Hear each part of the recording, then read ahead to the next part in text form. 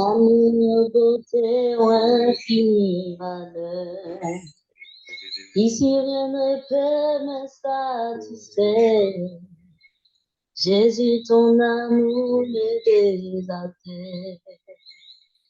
Ta présence, c'est le ciel. Moi, ta présence, c'est le ciel. Moi, trésor de mon âme et de mon cœur, dans ma faiblesse, tu es ma vigueur. Libre de mon passé, de tout lieu, tu tiens ma vie aujourd'hui et demain. Ta présence, c'est le ciel. Moi, ta présence, c'est le ciel. Moi, ta présence, c'est le ciel. Moi, ta présence, c'est le ciel. Moi, oh Jésus, oh Jésus, oh, ta présence c'est le ciel pour moi. Oh Jésus, oh Jésus, ta présence c'est le ciel pour moi. Amen, amen, amen, amen. On acclame pour le Seigneur. Amen, amen, amen. Alléluia, alléluia, amen. Alléluia. Amen. Elohim, Dieu des esprits des prophètes, viens prendre le contrôle et la direction de toutes choses en ce lieu. Oh, Rabba, Shakara. Viens chasser tout esprit de distraction. Oh, Rabba, concernant Yisokora, les connexions. Yisokora, Baba. Viens briser toute flèche enflammée de l'ennemi. Viens annuler toute incantation, toute imprécation, toute libation, tout envoûtement, tout enchantement, tout sortilège fait par un ou plusieurs sacrificateurs du monde des ténèbres contre cette œuvre, contre cette cellule de prière, contre cette maison de prière. Viens ramener toute pensée captive à l'obéissance de Christ. Viens renverser tout raisonnement, toute hauteur qui se dresse contre ta parole. Viens frapper d'aveuglement de surdité toute caméra cachée du monde des ténèbres. Que seul ton nom soit élevé, glorifié en ce lieu. Viens sanctifier ma maison par ta parole, par la prière, par ta divine présence, ainsi que l'appartement de la sœur Micheline. Viens élever ton nom. Viens faire tomber les écailles de nos yeux et viens déboucher nos oreilles afin que nous puissions entendre, mais au-delà, comprendre la profondeur de la parole de manière précise et concrète, et tout cela avec humilité de cœur. Et nous disons 3 fois Amen, Amen, Amen, Amen. On acclame pour le Seigneur. Amen,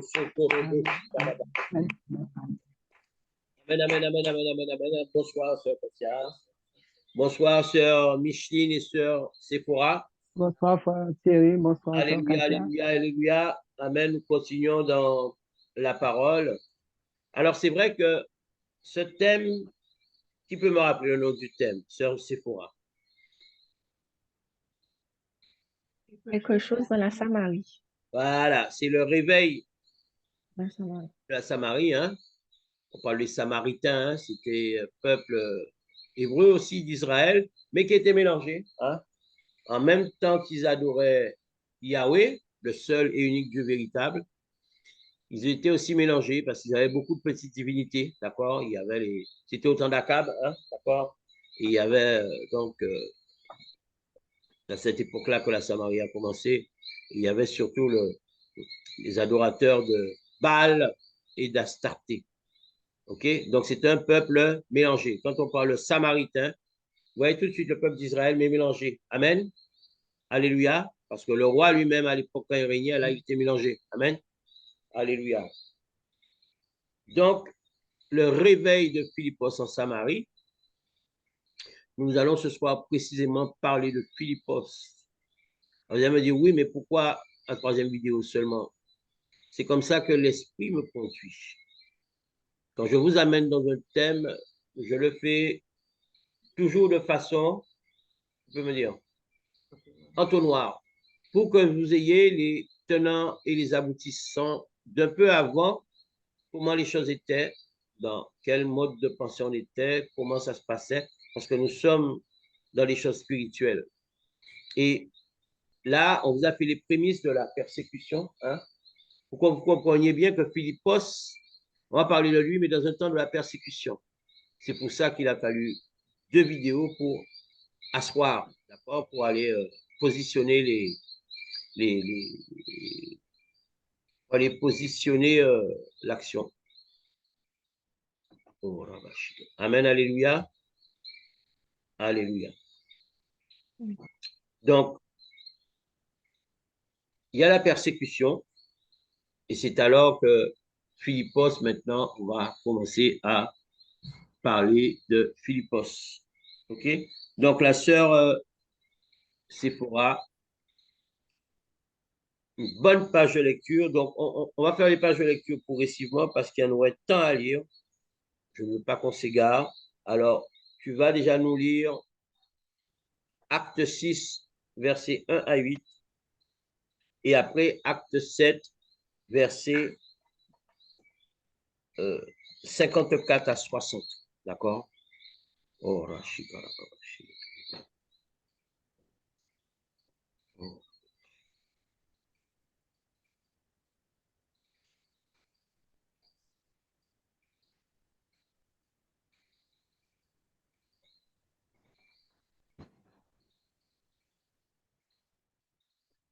Alléluia. Merci Seigneur.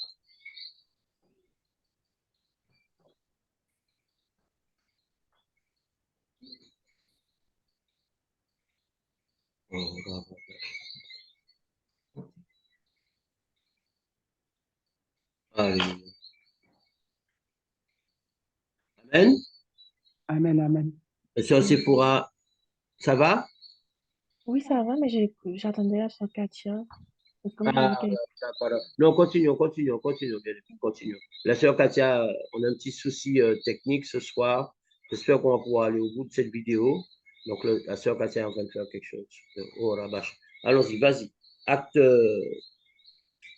acte 6, verset 1 à la 8, parole. puis de acte 7, verset 54 à 60. Alors, je lis la parole au nom de Yeshua. Amen, Acte alléluia. Amen. chapitre 6, verset 1 à 8. Mhm. Verset 1. En ce temps-là, le nombre des disciples augmentant, les hellénistes murmuraient contre les Hébreux parce que leurs veuves étaient négligées dans la distribution Oh, la vache. qui se faisait chaque jour. Les 12 convoquèrent la multitude des disciples et dirent, il n'est pas convenable que nous laissions la parole de Dieu pour servir aux tables. Verset 3. C'est pourquoi, frères, choisissez parmi vous 7 hommes de qui l'on rende un bon témoignage, qui soient pleins d'Esprit Saint et de sagesse, et que nous chargerons de cet emploi. Verset 4. Et nous continuerons à nous appliquer à la prière et au ministère de la parole. Verset Oh, 5. C'est trop comblé. Ils élurent Étienne, homme plein de foi et d'Esprit Saint. Philippe, Prochor, Nicanor, Timon, Parménas et Nicolas, prosélytes d'Antioche. Verset 6.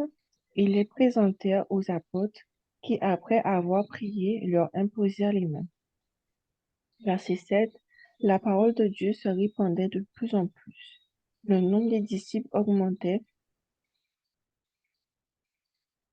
beaucoup à Jérusalem de sacrificateurs obéissaient à la foi. Verset 8. Étienne, plein de grâce et de puissance, faisait des prodiges et de grands miracles parmi le peuple. Amen. Amen. Amen.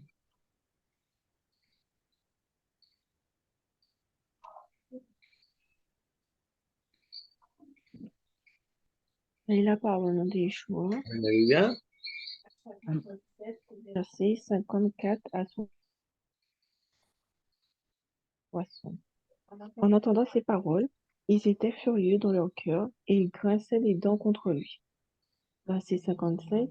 Mais Étienne, rempli du Saint-Esprit et fixant les regards vers le ciel, vit la gloire de Dieu et Jésus debout à la droite de Dieu. Verset 56. Et il dit, Voici, je vois les cieux ouverts et le Fils de l'homme debout à la droite de Dieu. Verset 57. Ils poussèrent alors de grands cris en se bouchant les oreilles, et pitèrent tous ensemble sur lui. Verset 58. Le traînèrent hors de la ville et le lapidèrent. Les témoins déposèrent leurs vêtements aux pieds d'un jeune homme nommé Paül. Verset 59. Et il lapidait Étienne qui priait et disait, Seigneur Jésus, reçois mon esprit. Verset 60. Puis s'étant mis à genoux, il s'écria d'une voix forte, Seigneur, ne leur impute pas ce péché. Et après ces paroles, ils s'endormirent. Amen. Alléluia. On va continuer un petit peu. Lis-nous aussi, acte 8, versets 1 à 5, qu'on fise la situation et qu'on nomme ce fameux nom, le nom de Philippos. Vas-y. À chapitre 8, versets 1 à 5. Et la parole au nom de Yeshua. Amen, alléluia. 8, versets 1 à 6. Il y eut ce jour-là une grande persécution contre l'église de Jérusalem. Mm. Et les apôtres se dispersaient de la Judée et de la Samarie. Verset 2. Des hommes pieux ensevelirent Étienne et le pleurèrent à grand bruit. Verset 3. Saül de son côté ravageait l'église. Pénétrant dans les maisons, il en arrachait hommes et femmes et les faisait jeter en prison. Verset 4. Ceux qui avaient été dispersés allaient de lieu en lieu, annonçant la bonne nouvelle de la parole. Verset 5. Philippe étant descendu dans une ville, il prêcha le Christ. Verset 6. Les foules tout entières étant attentives à ce que disait Philippe lorsqu'elles apprirent et virent les miracles qu'il faisait. Amen, amen, amen, amen, alléluia. Amen, alléluia. Amen. Elohim permet que nous puissions décortiquer ta parole avec mesure, mais aussi avec précision et exactitude et humilité de cœur. Amen, amen. Allons-y. Acte chapitre 6, versets 1 à 8. Acte chapitre 7, versets 54 à 60. Et Acte chapitre 8, pour le moment, on va parler du verset 1 jusqu'au verset 6. Amen, alléluia. Amen. Verset par verset, allons-y. Verset. En ce temps-là, le nombre des disciples augmentant, les hellénistes murmuraient contre les Hébreux parce que leurs veuves étaient négligées dans la distribution et se faisaient chaque jour. Amen, parole du Seigneur. Bien-aimé, dans ce verset, Amen. il y a deux faits. D'accord? Je dirais même, tout à fait, il y a deux faits. Donc, on va commencer. Qui c'est qui peut commencer là-dessus et me dire quels sont les deux faits notables qu'il y a dans Acte 6 au premier verset?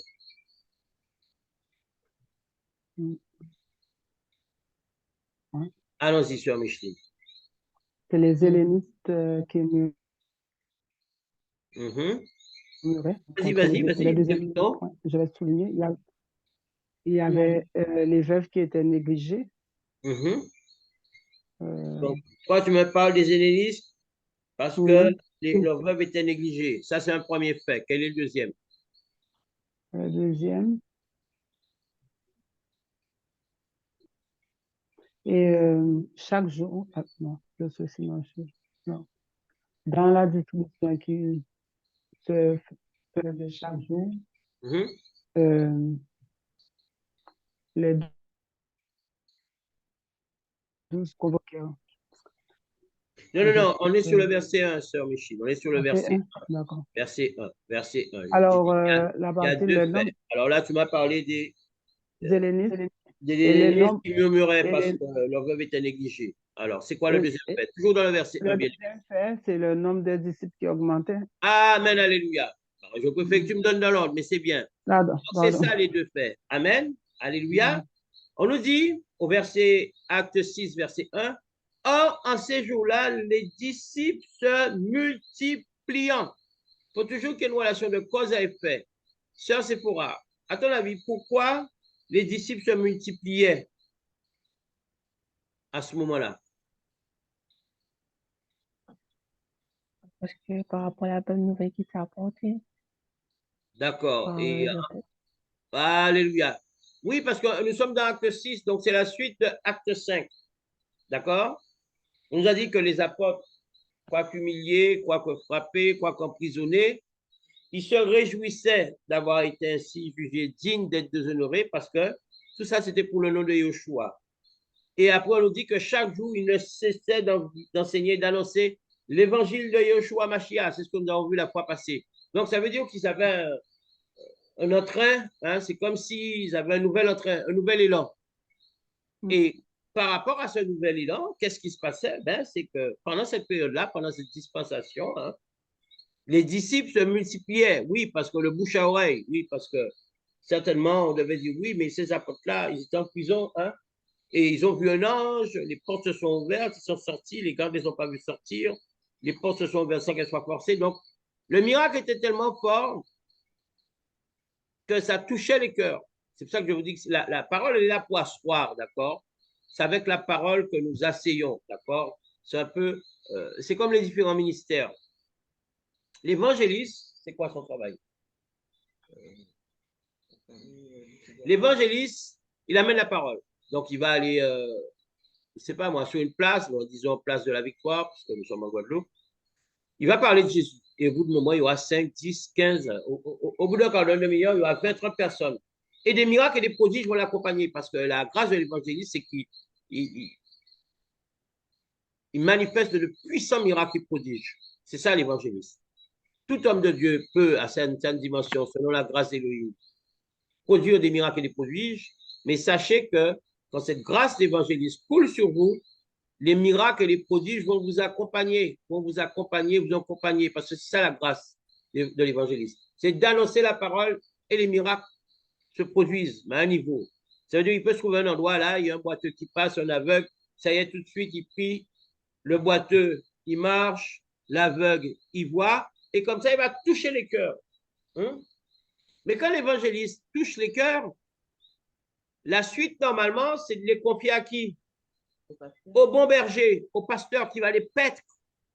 D'accord?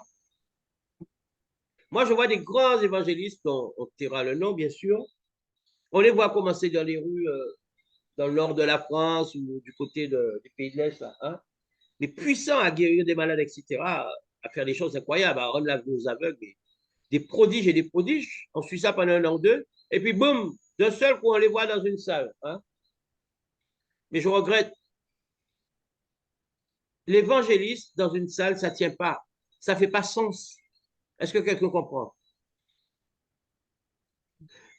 Elohim a prévu toutes choses.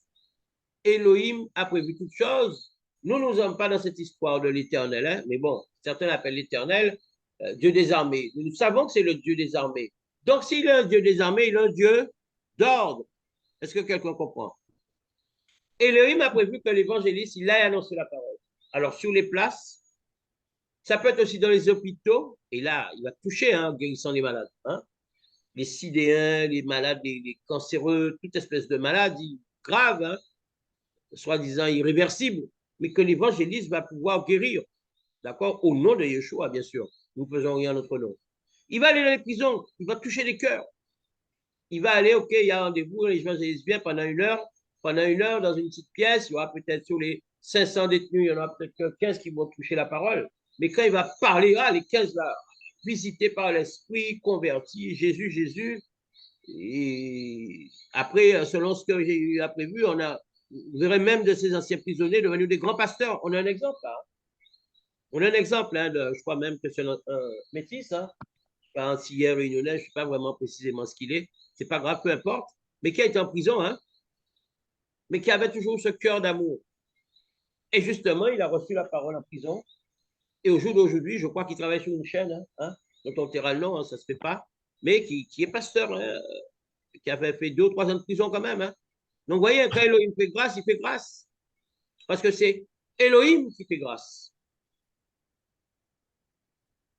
Ce n'est pas l'homme de Dieu, ce n'est pas le frère Thierry. Nous sommes que des conducteurs par la grâce, mais par la grâce d'Elohim. Mais c'est Elohim qui fait grâce.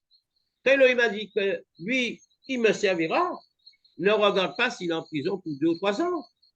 Si le Seigneur a dit qu'il servira, il le servira. D'accord? Certains étaient en prison, certains étaient policiers, un peu les extrêmes, quoi. Mais si Yahweh a dit que toi, en tant que prisonnier, tu me serviras, toi, en tant que policier, tu me serviras, ben, qu'on ne s'étonne de rien. C'est-à-dire que ces 2 personnes qui s'opposaient hein, dans le quotidien vont se retrouver frères en Christ. Vous voyez ce que Christ peut faire? Amen.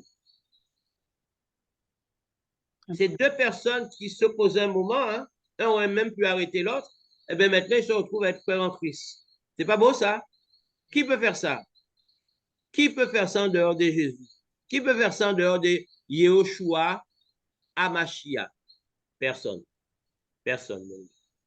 Alléluia.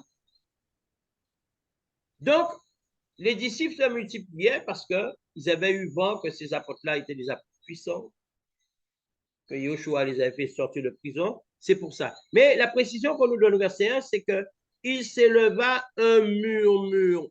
C'est quoi murmurer? Est-ce que c'est comme de l'eau qui coule? C'est quoi murmurer? C'est dans quel sens ça nous est dit là, sœur Katia? Un murmure. Une plainte. Ah, comme une plainte, comme un gémissement. D'accord? Un gémissement des hellénistes contre les Hébreux. Alors, les Hébreux, nous savons ce que c'est, hein, d'accord? Hein?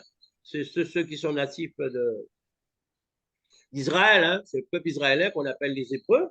Et les hellénistes, maintenant, qui vont devenir des Juifs, hein, tout ça, ça va être la nation juive. Les hellénistes aussi, c'était des Juifs, mais la Bible nous dit qu'ils étaient issus de la diaspora ayant adopté la culture et la langue grecque. Ça veut dire juifs de naissance, juifs de religion. Est-ce que quelqu'un me comprend? Ne confondons pas, on parle souvent, on fait l'amalgame, les juifs et les arabes. Non, ce n'est pas les juifs et les arabes. Les juifs, c'est la religion, c'est un État, d'accord? C'est la religion par rapport à la foi. Les arabes, c'est un État par rapport à l'entité. Donc, on va dire les Hébreux et les Arabes, et on va dire les Juifs et les musulmans, d'accord? Mais des fois, vous entendez les gens dire les Juifs et les Arabes, mais ça n'a pas de sens. C'est un peu comme si on disait les Hébreux et les musulmans. Non, ça n'a pas de sens non plus. Non. C'est Juifs, la religion, et musulmans, la religion. Les Hébreux sont juifs par définition, et les Arabes sont musulmans par définition. Pourquoi par définition? Parce que vous pouvez trouver un Hébreu qui se convertit et qui est musulman. De même que vous pouvez trouver un Arabe qui s'est converti et qui est juif. Et, parce qu'il y a toujours des mélanges et des brassages. C'est ça qui nous appelle à être tolérants. Amen. Yahweh, il a créé l'humanité, il a créé la terre et on va avoir un très bel exemple tout à l'heure quand on ira dans Antioche. Je vais vous expliquer ça tout à l'heure. Amen, alléluia. C'est aussi dans Acte 6. Amen. Donc, les hellénistes qui, eux aussi, étaient des juifs, mais bon, ils avaient adopté la culture et la langue grecque. Donc, quelque part, bon, ben, dans le temple, il y avait comme un petit favoritisme pour les Hébreux pure souche, ceux du cru, hein, les juifs du cru, on va dire, hein, pour parler plus simplement. Et ces juifs-là, qui, bien qu'étant juifs, mais bon, ils avaient adopté la culture et la langue grecque. Donc, vous voyez un peu comme nous autres Domiens, là, quand on vit à Paname pendant beaucoup d'années, et quand on revient, voilà, dans notre fonctionnement, on est comme Français. Donc, au pays, il y a les Français là-bas. Mais bon, quand on est en France, bon, on est, ouais, ok, d'accord avec les collègues, mais bon, comme ça, si dans le quotidien, on n'est pas censé savoir que vous êtes français, quoi. Parce que beaucoup de gens associent le français à la couleur, d'accord? OK? Donc, nous autres, quand nous sommes en métropole, on se retrouve un peu comme les hellénistes. Est-ce que quelqu'un a compris? Tout ça, c'est pour expliquer, hein, bien sûr. Amen. Parce que nous sommes morts à Christ. Donc, pour nous, il n'y a ni juif, ni hébreu, ni grec, ni esclave. Hein? Quand nous sommes chrétiens, nous sommes tous chrétiens, frères et sœurs en Christ. Amen. Mais il faut que je vous explique les choses quand même. Et pourquoi ça? Pourquoi ce murmure? Parce qu'on nous dit que les veuves étaient négligées dans le service quotidien. Alors, le service quotidien, il faut savoir qu'en acte 6, c'est le commencement de l'Église primitive. Donc, il y a encore beaucoup de social. Est-ce qu'on comprend? Maintenant, le social, il n'y en a plus. C'est plus faire la fête, bien s'habiller, vendre des disques, vendre des CD, c'est ça le social. Le social est devenu commerce. Mais là, à l'époque, dans acte 6, après acte 5, on voit bien qu'acte 5, les gens mettaient tout ce qu'ils avaient en commun. Et ceux qui avaient, donc, ceux qui avaient moins, les démunis, pouvaient profiter de ceux qui en avaient le plus. Là, c'était le social, réellement. Mais là, le social de maintenant, moi, je vais sur YouTube parce que je suis ouvert hein, par définition. Donc, je regarde aussi de là ce qui se dit au niveau de la parole pure, hein, pas au niveau de la gesticulation, ça ne m'intéresse pas. Mais quand je trouve un homme de Dieu, femme de Dieu, frère, sœur, peu importe, qui est véritablement dans les Écritures et dans la parole, on a à apprendre de tout le monde parce que nous sommes un corps bien-aimé. Donc, Amen, Alléluia. Moi, je suis enseigné au quotidien par l'Esprit, mais je regarde mes frères et sœurs en Christ qui ont des choses à m'apporter là où le Seigneur me dirige, c'est-à-dire dans l'enseignement. Je ne suis pas fermé. Alléluia. Amen. Et parce que leurs veuves étaient négligées dans le service quotidien. Le service quotidien, ça va être le boire, le manger, les soins, tout ça. Hein? Amen. Alors, dans leur tête, c'est ce qu'ils croyaient, d'accord? Donc, ils commençaient à murmurer. Verset 2, sœur Séphora. Verset 2. Les 12 convoquèrent la multitude des disciples et dirent, il n'est pas convenable que nous laissions la parole de Dieu pour servir aux tables. Parole du Seigneur. Amen. Sœur Katia, on t'écoute.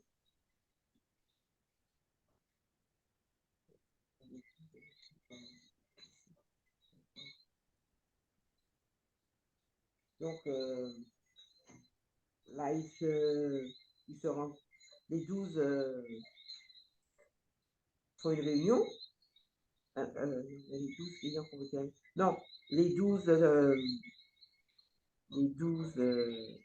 apôtres principaux, entre guillemets, de l'agneau, ont convoqué, ont fait une réunion avec les autres disciples et pour qu'il y ait une séparation pour pouvoir organiser le service, pour pouvoir organiser l'église, la nouvelle, oui, l'église. OK, c'est un peu vague hein, ce que tu nous dis là, sœur Katia. Alors, quelqu'un peut être plus précis? On a compris l'idée, c'est en partie ça. Hein? C'est en partie ça. Ça veut dire que tu as en partie raison de ce que tu dis. Mais on aurait préféré que tu sois plus précis. D'accord? Sœur Sephora, plus précis. C'est un problème de son, sœur Sephora. On ne t'entend pas bien. Alors, rapproche-toi mais vraiment, près de ta bouche. Ouais, vas-y. Le fait que les hellénistes murmuraient contre les Hébreux Mhm. par rapport au fait que leur veuve était négligée. Donc, du coup, les 12 apôtres ont réuni tous les disciples qui étaient présents afin de mettre de l'ordre pour dire qu'en gros, ils ne peuvent pas quitter comment dire ça encore? Leur service, c'est-à-dire quitter d'apporter la parole Mhm. pour mettre de l'ordre quelque part quand il dit servir aux tables. Mhm. OK, sœur Micheline, quelque chose à rajouter par rapport au verset 2? Non. Non, ça va? Donc, la Bible nous dit, mais les 12, quand on parle des 12, là, bon, nous sommes dans l'acte 5, on sait que Yehuda est allé là où il devait aller, et qu'il a été remplacé par qui, sœur Katia? Par Matthias, donc ils sont de nouveau 12. Et quand on parle des 12, là, donc, ce sont les apôtres de l'agneau. Parce qu'on voit au chapitre 5 que maintenant, on ne les appelle plus les disciples, mais les apôtres. OK? On l'a vu la fois passée. Donc, quand on dit les 12 ayant convoqué la multitude des disciples, parce qu'on a dit que Or, en ces jours-là, les disciples se multipliant. D'accord? Eux, ils avaient été disciples, mais maintenant, ils étaient apôtres. Et pour bien les différencier, on les appelle les apôtres de l'agneau. Les apôtres de l'agneau, c'est ceux qui ont marché avec Yoshua Amashia. C'est ceux-là dont on dit qu'ils sont les apôtres de l'agneau. Ou bien parce qu'il y a eu d'autres vagues d'apôtres. On va voir ça avec Shaul, hein? Saul de Tarse, d'accord? Mais les apôtres de l'agneau, c'est les premiers. OK? Donc, ils ont convoqué la multitude des disciples et ils leur disent, il n'est pas convenable que nous laissions la parole d'Élohim pour servir aux tables. Ça veut dire que les apôtres, qui avaient tous un ministère de la parole, parce que bien aimé, les 5 ministères, apôtres, prophètes, docteurs enseignants, évangélistes, bon berger, pasteurs, ces 5 ministères, ne vous y trompez pas, ce sont des ministères de la parole. Alléluia. Ce sont des ministères de la parole, avec des grâces particulières, mais ce sont des ministères de la parole, parce que tout est parole. Et il précise, il n'est pas convenable que nous laissions la parole d'Élohim pour servir aux tables. Ça sous-entend que c'est eux qui servaient. Oui ou non? Et si on va loin, on peut penser que c'est eux-mêmes qui favorisaient les Hébreux vis-à-vis des Hellénistes, oui ou non? Puisque les Hellénistes murmurent de ceux que leurs veuves sont négligées dans le service. Donc, les apôtres se sont concertés, les grands serviteurs, ils ont dit, oula, ça va être une pierre d'achoppement pour nous, cette histoire-là. Oui ou non? Eux, ils servent, mais les hellénistes murmurent de ceux que leurs veuves sont négligées. Alors, est-ce que c'est vrai? Est-ce que c'est faux? On ne sait pas. Peut-être que les femmes hébreux étaient devant parce que bon, ils avaient l'habitude d'être là et que ces hellénistes qui venaient d'ailleurs, parce que pour parler la culture et la langue grecque, pour venir de Grèce, non? Oui ou non? Il faut y être depuis un certain temps. Donc, certainement, ils n'avaient pas l'habitude, ils ne connaissaient pas les apôtres, et puis peut-être que dans l'Église, ils avaient les derniers rangs. On peut comprendre ça. Et les apôtres ont vu le piège. Pourquoi? Parce que ces hommes de là, ils servaient. Et ça commence à murmurer de ce que, dans leur service, ils font plus attention à un qu'à l'autre. Donc, ils se sont réunis, ils ont compris. Parce que quand il y a une attaque du monde des ténèbres, par grâce, par l'esprit, et que nous voyons les attaques, il faut faire quoi, ça, Katia? Il faut contrecarrer. L'attaque vient à droite, ou si elle est brutale, on n'a pas le temps, on la part, ou alors si elle vient à droite, on va à gauche, comme ça elle va passer. Amen. Elle ne va pas nous frapper. Et c'est ce que les apôtres ont fait. Les apôtres ont dit, nous sommes apôtres, nous sommes censés avoir chacun de nous un ministère de la parole. Donc nous sommes censés amener la parole. Pourquoi continuer dans le service? Pour que ça nous ouvre des portes. Nous sommes dans la parole, restons dans la parole. Mais maintenant, arrangeons-nous pour faire autrement. Et on va voir ça au verset 3. Allons-y, verset 3. Verset 3. C'est pourquoi, frères, choisissez parmi vous 7 hommes, un bon témoignage, qui soit plein d'Esprit Saint et de sagesse, et que nous chargerons de cet emploi. Amen. On t'écoute, sœur Sephora. Mais les apôtres les dit de choisir parmi eux 7 hommes qui ont un bon témoignage, qui sont remplis du Saint-Esprit et de sagesse, ça veut dire qui marchent selon la parole de Dieu. Et comme ça, ils pourront lui confier cette tâche, il aura les caractéristiques, comment dire ça, les caractéristiques favorables à faire cette tâche. Cette tâche. OK. Sœur Katia, des précisions peut-être sur ce qui est écrit. Il y a quelque chose qui doit vous interpeller là. Je vous aide un peu. Il y a quelque chose qui doit vous interpeller dans, on va dire, dans il y a 3 choses dans ce verset. Au verset 3, il y a 3 choses. Il y a 3 choses. La sœur, c'est pour les énumérer, mais j'aimerais qu'il y ait une explication sur chacune de ces choses. Pas le traverser, genre exhortation. Amen. Maintenant, j'aimerais que dans chacune de ces 3 choses, déjà trouver les 3 choses et développer sur chacune de ces choses. Amen. Allons-y, Sœur Katia. Sœur Micheline commence à réfléchir là-dessus. Sœur Sephora réfléchit de nouveau. Allons-y. Regardez donc, frère, choisir 7 hommes. Donc, il y a déjà le chiffre 7. Alléluia. Ceux qui auront un témoignage honorable, rempli du Saint-Esprit. Le chiffre 7, il faut qu'il soit rempli du Saint-Esprit. Et ce n'est qu'après que nous pourrons leur confier ce devoir. Ce devoir. Sœur Micheline, une petite Oui, précision. Le chiffre 7, c'est le chiffre parfait de Dieu. Surtout le côté rendre un bon témoignage, c'est-à-dire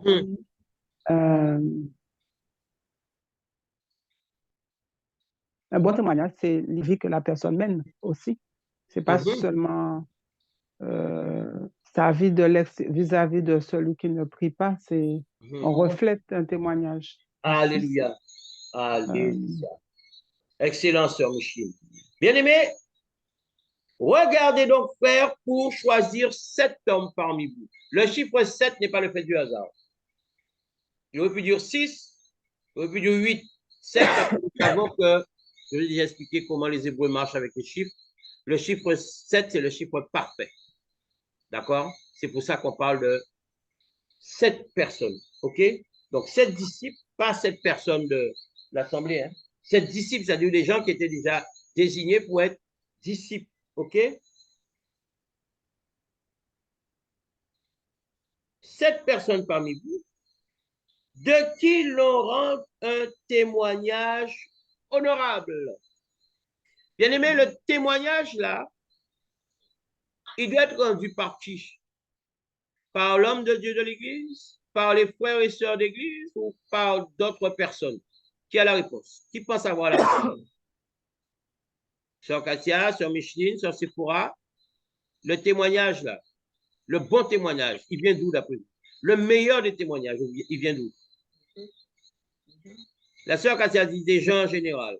Sœur Micheline, tu dis quoi?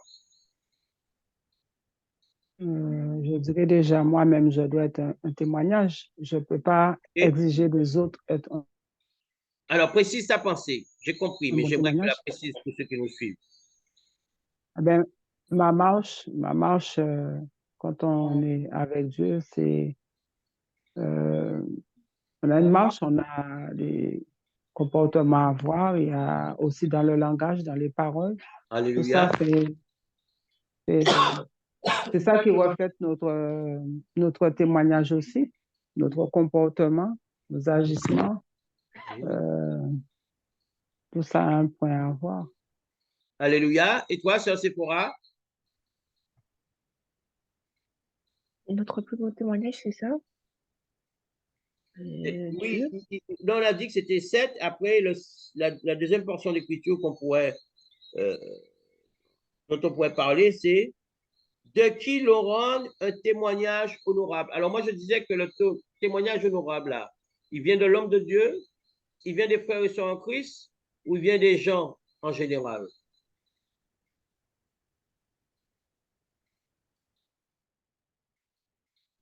Il y a des gens qui sont... Tu dirais quoi, toi? Ouais, je ne vous ai pas donné 4-5 solutions. Hein. Je vous en ai donné 3. Donc, forcément, la solution est parmi ces 3-là. Tu dirais quoi, toi? Des gens qui sont en Christ. Tu penses que c'est des gens qui sont en Christ?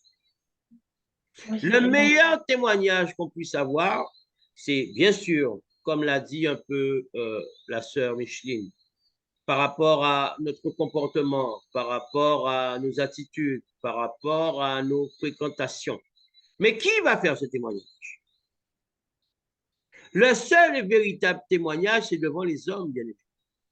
Quand vous êtes réellement un enfant de Dieu, un frère en Christ ou une sœur en Christ, ça va transparaître. Oui ou non?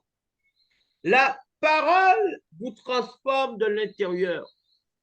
Et une fois que vous êtes transformé dans l'intérieur, vos parents, vos amis, vos voisins, c'est eux qui vont vous dire, frère Thierry ou Thierry, mais qu'est-ce que tu as changé? Qu'est-ce qui se passe? Voilà le témoignage important. Des gens qui ne sont pas Christ et qui vont voir une...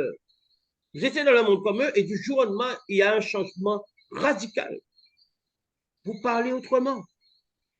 Vous parlez de mots posés. Quand vous entendez une injure, ça vous dérange, ça vous gêne. Alors que, bon, peut-être que vous avez dit des mots grossiers aussi, sans être grossier vulgaire, mais ça arrivait sous la colère, cheap, un truc, hein, ok. Mais là, quand vous entendez un mot comme ça, vous sentez que l'esprit qui est en vous est, hein, on va recommencer par faire parce que j'ai touché. L'esprit qui est en vous, hein, il vibre parce qu'il n'est plus habitué à ça. Votre habit, votre tenue, ça vous gêne. Boucle d'oreille, non, faut enlever ça. Une barbe jaune, faut enlever ça. Hein? Des jeans moulants, des Santiago aux pieds, vous ne vous sentez plus à l'aise dans tout ça. C'est ça le témoignage intérieur. C'est ce que vous ressentez qui se transforme en vous par le biais de la parole. L'apparence aussi, parce que l'apparence, si l'intérieur change, l'apparence forcément va changer. Hein? Vous ne pouvez plus mettre une jupe tout au ras, là, comme on dit. Et vous allez mettre une jupe qui arrive au moins en genou, si tant est que vous mettez une jupe, sinon une robe. Alléluia. Vous pouvez mettre aussi un pantalon, mais ce ne sera pas un pantalon qui moule vos formes. Et pour ce qui est des hommes, ce ne sera pas un pantalon à trous. Est-ce qu'on comprend? C'est ça le témoignage. C'est ça le bon témoignage. Mais si vous êtes copain tutu même avec tous les frères et sœurs sur le parking, vous donnez des carottes, des choux. Là, c'est public relation. Est-ce que quelqu'un me comprend? J'ai dit, si vous êtes expert, hein, comment ça va mon frère, ma soeur, ça, parce que vous savez très bien avec qui on travaille, qui nous dirige et on a affaire à des esprits. Donc les esprits sont malins.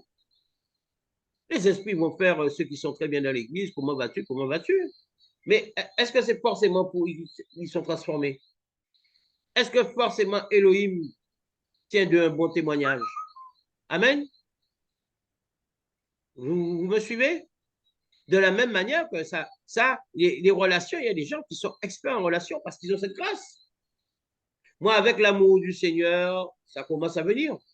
Mais à la base, viscéralement parlant, ma soeur Cassia en est témoin après plus de 30 ans de vie commune, j'avais du mal à faire semblant. C'est pas que je fasse semblant maintenant.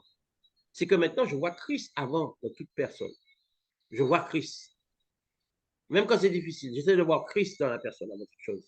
Qu'elle soit chrétienne ou pas, il y a toujours une part d'amour, une part d'humanité. Donc, mon regard a changé. D'accord? Parce que je suis mort en Christ et ressuscité en Christ. Mais avant, j'avais du mal. J'avais foncièrement du mal à être hypocrite. Hein, ça, c'était pas possible. Faire semblant, je ne pouvais pas. Hein. Ça, comme on dit, ça passait ou ça passait pas. Mais Yahweh a changé tout ça.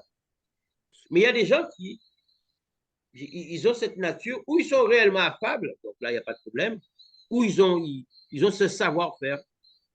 C'est-à-dire, vous allez aller voir là, parler avec quelqu'un, vous allez dire, oh, un saint homme, une sainte femme, en réalité, hein, ils grignent, ils font semblant. Mais ils ont travaillé ça. L'homme de Dieu, tout est relatif. Si c'est un véritable homme de Dieu intègre, objectif, mais si c'est un homme de Dieu, il a besoin de toi pour que tu le serves et qu'il te dise A, tu dois dire A, même si c'est B. Hein? Ou parce que notion d'argent, notion de contact, notion de ci, notion de là. Non. Le seul jugement qui est objectif, c'est celui d'Élohim. Mais bien souvent, il va venir par les païens. Par les païens. Là, ce n'est pas le cas dans cette assemblée. Parce que nous sommes au début, hein, bien aimés. Nous sommes dans l'église où primitive, nous sommes à la naissance de l'église. Donc là, les gens sont vrais. Ils ont cette chaleur, ils ont ce zèle, ils mettent les choses en commun. Dans quelle église au monde vous allez voir les gens mettre leurs choses en commun, même avec le plus grand.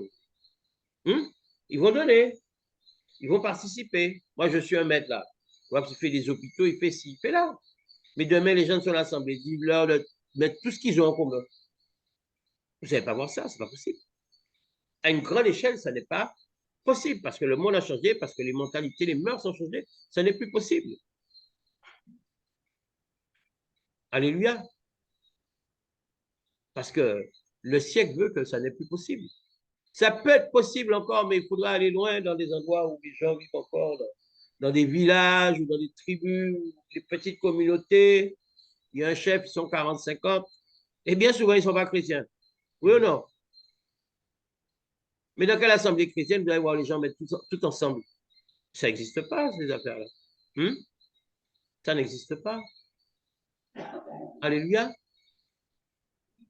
Amen. Donc, leur remplit témoignage honorable. D'accord? Donc, là, par contre, c'était l'assemblée, mais là, c'était l'église primitive. On pouvait comprendre que c'était vraiment l'amour fraternel qui les guidait et pas des calculs. OK? Et on nous dit, rempli de l'Esprit Saint et de sagesse. Qui peut me dire c'est quoi être rempli de l'Esprit Saint et de sagesse?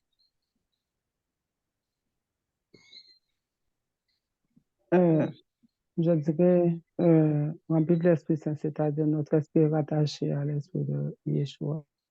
Oui, je t'écoute, ouais. OK. Et que la sagesse, que nous ayons la crainte, La c'est crainte de qui? la crainte de Yahweh. La crainte de Yahweh. Alors, sur les deux questions, je dirais, tu as la moyenne. Il y a une bonne réponse. Il y en a une qui est à côté. Sœur Sephora? Je ne dis pas laquelle. Alors, la même question que la sœur Micheline. Est-ce que l'Esprit Saint et la sagesse, c'est la même chose? C'est quoi l'Esprit Saint? Être rempli de l'Esprit Saint, et c'est quoi? Être rempli de sagesse, la sagesse. Mais, soit plein d'esprit, ça veut dire qu'ils sont rattachés à l'Esprit Saint, qui fait partie de Dieu. Et la sagesse, c'est un fruit de l'Esprit, si je ne me trompe pas. OK. Alors là, tu as 0. Il faut bien écouter. J'ai dit que la sœur Micheline nous a parlé de la crainte d'Élohim. Et de l'autre côté, l'esprit humain rattaché aux esprits de Dieu. J'ai dit, il y a une bonne réponse. Mais toi, tu m'as donné encore 2 autres réponses. C'est ça? Tu m'as parlé des fruits de l'esprit, mais les fruits de l'esprit et la sagesse. Tu as tout mélangé. Tu as peut-être dit un bon mot, mais c'est mélangé, ce n'est pas assez clair. Sœur Katia? De l'Esprit Saint, c'est avoir le fruit. Non, c'est pas. Non, je ne vais pas demander de me dire qu'est-ce que c'est que. Ah oui, allons-y. Rempli de l'Esprit Saint, c'est lorsque tu manifestes les fruits de l'Esprit. Et la sagesse, alors? La sagesse, c'est la crainte de Dieu. Amen, alléluia. Voilà les 2 bonnes réponses. Quelqu'un qui est rempli de l'Esprit Saint, c'est quelqu'un qui manifeste les fruits de l'Esprit tels qu'ils sont exposés, désignés dans Galates chapitre 5, verset 22. Marquez-le, bien-aimé. Galates 5, verset 22. C'est ça, manifester la plénitude, manifester quelqu'un qui est rempli de l'Esprit Saint. Ce n'est pas rempli de l'Esprit Saint, la plénitude de l'Esprit, parce que faut faire attention aux mots, d'accord? Il y a rempli de l'Esprit Saint, d'accord? Cet Esprit Saint-là sous-entend les fruits de l'Esprit, et il y a baptisé du feu et du Saint-Esprit. C'est encore autre chose. Est-ce que vous suivez la nuance ou pas? Sœur Micheline, est-ce que tu vois la différence entre être rempli de l'Esprit et baptisé du feu et du Saint-Esprit? Quand Yeshua est apparu après Yohanan le Baptiste, on a dit qu'il baptisait baptême d'eau, baptême de repentance. Il a dit, celui qui arrive après moi, je ne suis pas digne de délier de lasser ses chaussures, n'est-ce pas? Et quand Yeshua est arrivé, Yeshua a dit, fais ce qu'il est convenable, fais ce qu'il est prévu. Parce que Yohanan le Baptiste ne voulait pas le baptiser, disant qu'il n'en était pas digne. Mais Yeshua lui disait que non, puisque ce n'est pas ce que les Écritures prévoyaient. Donc, Yohanan le Baptiste a procédé au baptême de Yeshua Mashiach, de Jésus. Et c'est alors que les écluses du ciel se sont ouvertes, qu'on a entendu la voix de Yahweh en disant, celui-ci est mon fils en qui j'ai mis mes complaisances. On a vu une colombe descendre, l'esprit descendre sous forme de colombe sur Yeshua. D'accord? Et à ce moment-là, il était donc rempli de l'Esprit Saint. Mais à quel moment il était baptisé du feu du Saint-Esprit? C'est quand le diable a tenté. Quand le diable a tenté, au bout des 40 jours, il a provoqué son onction. À ce moment-là, l'onction de notre Seigneur Jésus-Christ a débordé. Et il avait la capacité surnaturelle. Il était rempli maintenant de l'onction du Saint-Esprit, qui est la capacité surnaturelle. Est-ce que vous me comprenez? Nous qui nous tenons dans la sanctification, dans la lecture et méditation de la parole au quotidien et dans le jeûne et prière, c'est pour pouvoir provoquer le surnaturel divin. Mais les fruits de l'esprit, c'est au fur et à mesure que la parole va faire que nous ne sommes pas Yahushua. La parole va nous transformer. Je vous ai souvent dit que il y a un fruit qui me concerne et c'est le combat de ma vie. Oui ou non? Oui. Vous vous rappelez de quel fruit? Donc, ça veut dire que Oui. Vous pouvez, Dieu est un Dieu d'ordre, mais vous pouvez manifester des fruits, pas tous, pas complets, mais il commence à vous utiliser. Parce que Dieu sait toutes choses. Dieu sait si vous faites attention à ces choses-là. Amen. Mais le fruit de l'esprit, c'est Galates 5, 22. C'est ça les fruits de l'esprit. OK? Et c'est ça être rempli du Saint-Esprit. Et c'est après que l'on soit rempli du Saint-Esprit qu'on est maintenant aussi baptisé du feu et du Saint-Esprit. Amen. C'est-à-dire, vous pouvez être un frère dans l'Église, rempli de l'Esprit, point barre. Est-ce que quelqu'un me comprend? Les apôtres étaient de facto remplis de l'Esprit. Mais aussi, il y avait l'onction qui reposait sur eux, l'onction pour le service. C'était tous des apôtres. Parce qu'on est dans la naissance de l'Église, au début, c'est les apôtres. D'accord? Avant, c'est les prophètes, là, c'est les apôtres. Et après, viendront les prophètes et tout ça, et tout ça, et tout ça. Toutes les déclinaisons. Mais au début, c'est les apôtres. C'est-à-dire, les 12, ils sont nommés apôtres avec la Nouvelle Alliance. D'accord? OK? Mais les disciples, certains d'entre eux, étaient remplis de l'Esprit. Mais ils n'étaient pas encore au niveau des apôtres. Quelqu'un a compris? Je vais vous expliquer autre chose. Dans une église, vous pouvez avoir, la plupart des églises où il y a l'Esprit, ils le font. Hein? Ils regardent les bien-aimés, ils prient et ils décident de nommer des disciples. C'est les mêmes disciples qui vont faire la dévotion matinale, qui vont faire ceci, qui vont faire cela. Vous pouvez en avoir qui ont le charisme don qu'on appelle parler en langue, la langue glossolalie, mais qui ne manifestent pas les dons de l'esprit. Amen. Et vous pouvez avoir quelqu'un qui, quoi qu'on n'ait pas encore le charisme don glossolalie, manifeste déjà les dons de l'esprit. Je vous ai dit que Elohim, vous devez comprendre, bien aimé, que Elohim est multisystème. Certes, il ne conduit pas sa parole, mais il est multisystème. Et il y a des choses qu'Elohim fait parce que tout ne nous est pas raconté dans la Bible. Mais le vécu spirituel nous le montre. Pas parler de moi, mais je suis obligé pour que vous compreniez. Moi, dans l'église où j'étais, par grâce, j'ai été nommé disciple et chef des disciples. Nous étions donc 12. Parmi ces 12, les 11 autres parlent en langue. Alors, comment se fait-il que celui qui est chef, il ne parle pas en langue? Hein? Même moi, je me suis posé la question. Mais le parler en langue, c'est un charisme dont ce n'est pas un des 9 dons de l'esprit. Vous me suivez? Donc, les 11 autres bien-aimés avaient ce charisme don-là. Mais moi, très rapidement, au bout de 4, 5, 6 mois, j'ai commencé à manifester les dons de l'esprit tout en n'ayant pas le parler en langue. C'est pour ça que je suis amène de vous parler de ces choses-là. Parce que c'est mon vécu. J'ai parlé la langue dans l'église au bout de 2 ans et demi. 2 ans et demi. Mais au bout d'1 an, j'ai Elohim passant par ce que j'avais appris dans l'église et passant par moi, avait fait qu'en priant avec l'huile d'onction, parce qu'on était encore dans ces choses-là, de l'Église, c'est certes, mais en priant par la foi, par mon don de foi, Elohim est passé par le don de foi qu'il m'a donné afin de ressusciter mon fils que j'avais trouvé mort dans le salon. Alléluia. Et quand ces choses-là sont passées, bien aimés, je ne priais pas en langue. Est-ce qu'on comprend? C'est après que le jour même que les choses ont commencé à sortir. Parce que le Seigneur a permis que suite à ça, et je suis resté 8 heures dans un Est-ce que quelqu'un comprend? Alors c'est sûr que après, là, quand je suis allé à l'église, j'entendais des envolées lyriques, et moi j'étais mais c'était le petit commencement. La Bible dit de ne pas négliger les petits commencements parce que c'est l'Esprit qui donne. Amen. Donc vous allez vous trouver dans des situations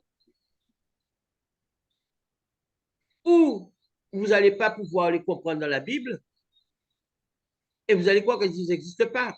Même vous allez vous poser des questions. Mais on est dans le surnaturel. Et il faut bien que vous compreniez que tout n'est pas écrit dans la Bible, mais tout se comprend dans la Bible. Il y a beaucoup de gens, chaque fois que vous parlez, ils vont vous dire 2 Corinthiens, verset 1. Oh, vous allez dire, oh, c'est quelque chose, ça correspond à ce que vous dites. 1 Corinthiens, bon, ok. Un acte, oui, c'est bien. Mais ce qui est important, bien aimé, c'est que nous comprenions la parole. Alléluia. Connaître les versets par cœur de manière autoritaire. Hein? Je ne dis pas que c'est pas un plus. Hein? Elohim m'a pas encore donné cette grâce. Mais ce qu'il faut avant tout, c'est comprendre la parole. Amen. Et vous allez pouvoir comprendre la parole en la lisant et la méditant tous les jours au quotidien. Alléluia. Donc, la plénitude de l'esprit, c'est un état, mais être baptisé du feu et du Saint-Esprit pour avoir les dons et charismes, l'onction du Saint-Esprit, c'est encore autre chose. Vous pouvez être dans une église remplie de l'esprit, mais si, par grâce, vous n'entrez pas dans cette démarche, dans ce processus pour que votre onction soit provoquée, eh bien, vous serez dans la plénitude. Hein? Pendant 40 ans, oh, le frère Thierry, il est quoi? Ah, c'est un diacre. Oh, il est bien. Je sais pourquoi je vous amène là. C'est un diacre. Il sert au table, il est de bonne aloi, il s'entend avec toute l'église, il a de bons rapports avec toute l'église, il est rempli de l'esprit. Moi, je vous dis que disciples, chefs des disciples, exerçant déjà des dons de puissance, dons de foi, des miracles, des paraplégiques qui se levaient des chaises, ben le frère Thierry, il n'était pas rempli de l'esprit. Le frère Thierry n'avait pas cette capacité à pouvoir s'entendre avec tous les gens de l'église, oui ou non? Parce que le frère Thierry était encore charnel.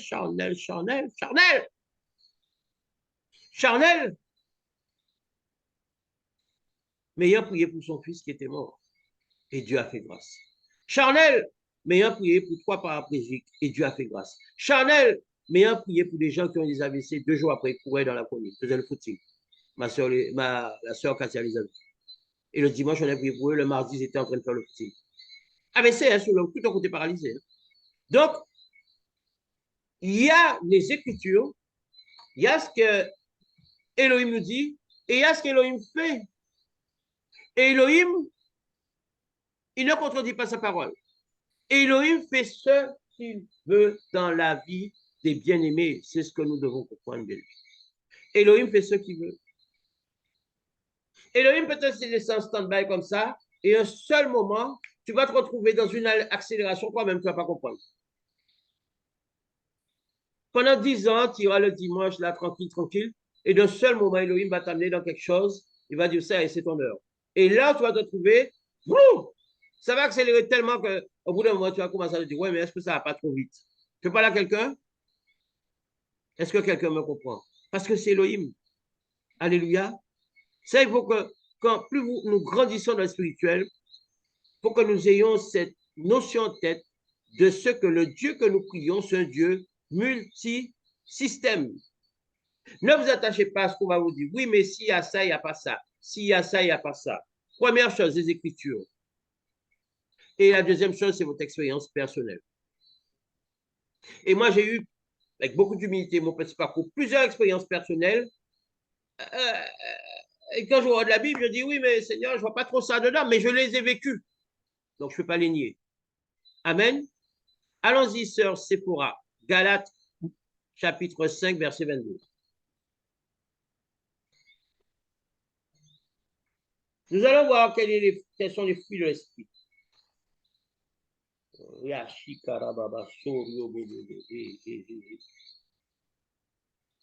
Alors, on dit le fruit de l'esprit, mais ils sont 9. De la même manière, il y a aussi 9 dons de l'esprit. D'accord? Il y a 9 fruits de l'esprit. Il y a aussi 9 dons de l'esprit.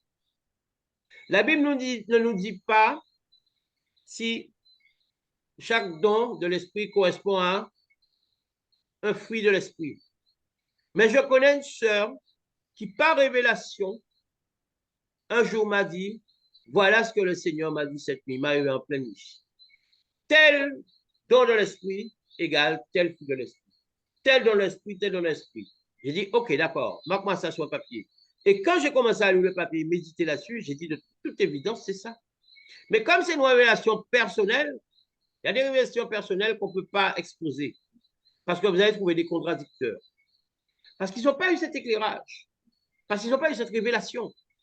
Parce que le Dieu que nous prions est un Dieu multisystème. Allons-y, sœur Séphora. On va voir c'est quoi les 9 fruits de l'esprit. Allons-y. Avoir la plénitude de l'esprit, sœur Micheline, c'est être en possession des fruits de l'esprit. Et nous allons voir comment la Bible les liste. Allons-y. Galates 5, verset 22. Et là, par le nom de Yeshua, Amen, alléluia. Galates chapitre 5, verset 22. Mais le Alléluia. fruit de l'esprit, c'est l'amour, la joie, la paix, la patience, la bonté, la bénignité, la fidélité, la douceur, la tempérance.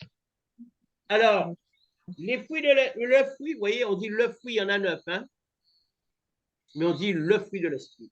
C'est l'amour. Alors, de quel amour il s'agit, sur quelle sorte? Précise. L'amour entre frères et sœurs. Non. L'amour dont on parle. Nous devons voir, bien aimé, toutes choses par rapport à Elohim. Donc, l'amour dont on parle, c'est bien l'amour agapé. Tu vois, tu as bien donné le nom, mais la définition n'est pas bonne. L'amour agapé, c'est l'amour de Dieu. Amen. Tu aimeras Dieu. C'est partie des commandements. Je crois même que c'est le premier. Alléluia. Et il y a différentes formes d'amour. Il y a aussi ce qu'on appelle l'amour fraternel et l'amour éros. Donc, l'amour éros, c'est l'amour entre un homme et une femme. D'accord? Il y a 3 types d'amour. L'amour agapé, l'amour fraternel entre frères et sœurs et l'amour éros. Mais là, il s'agit de l'amour de Dieu. Alléluia.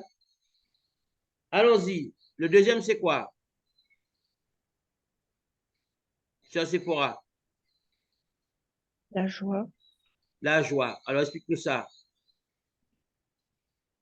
ben, c'est être heureux, être joyeux. C'est-à-dire un frère ou une sœur en Christ.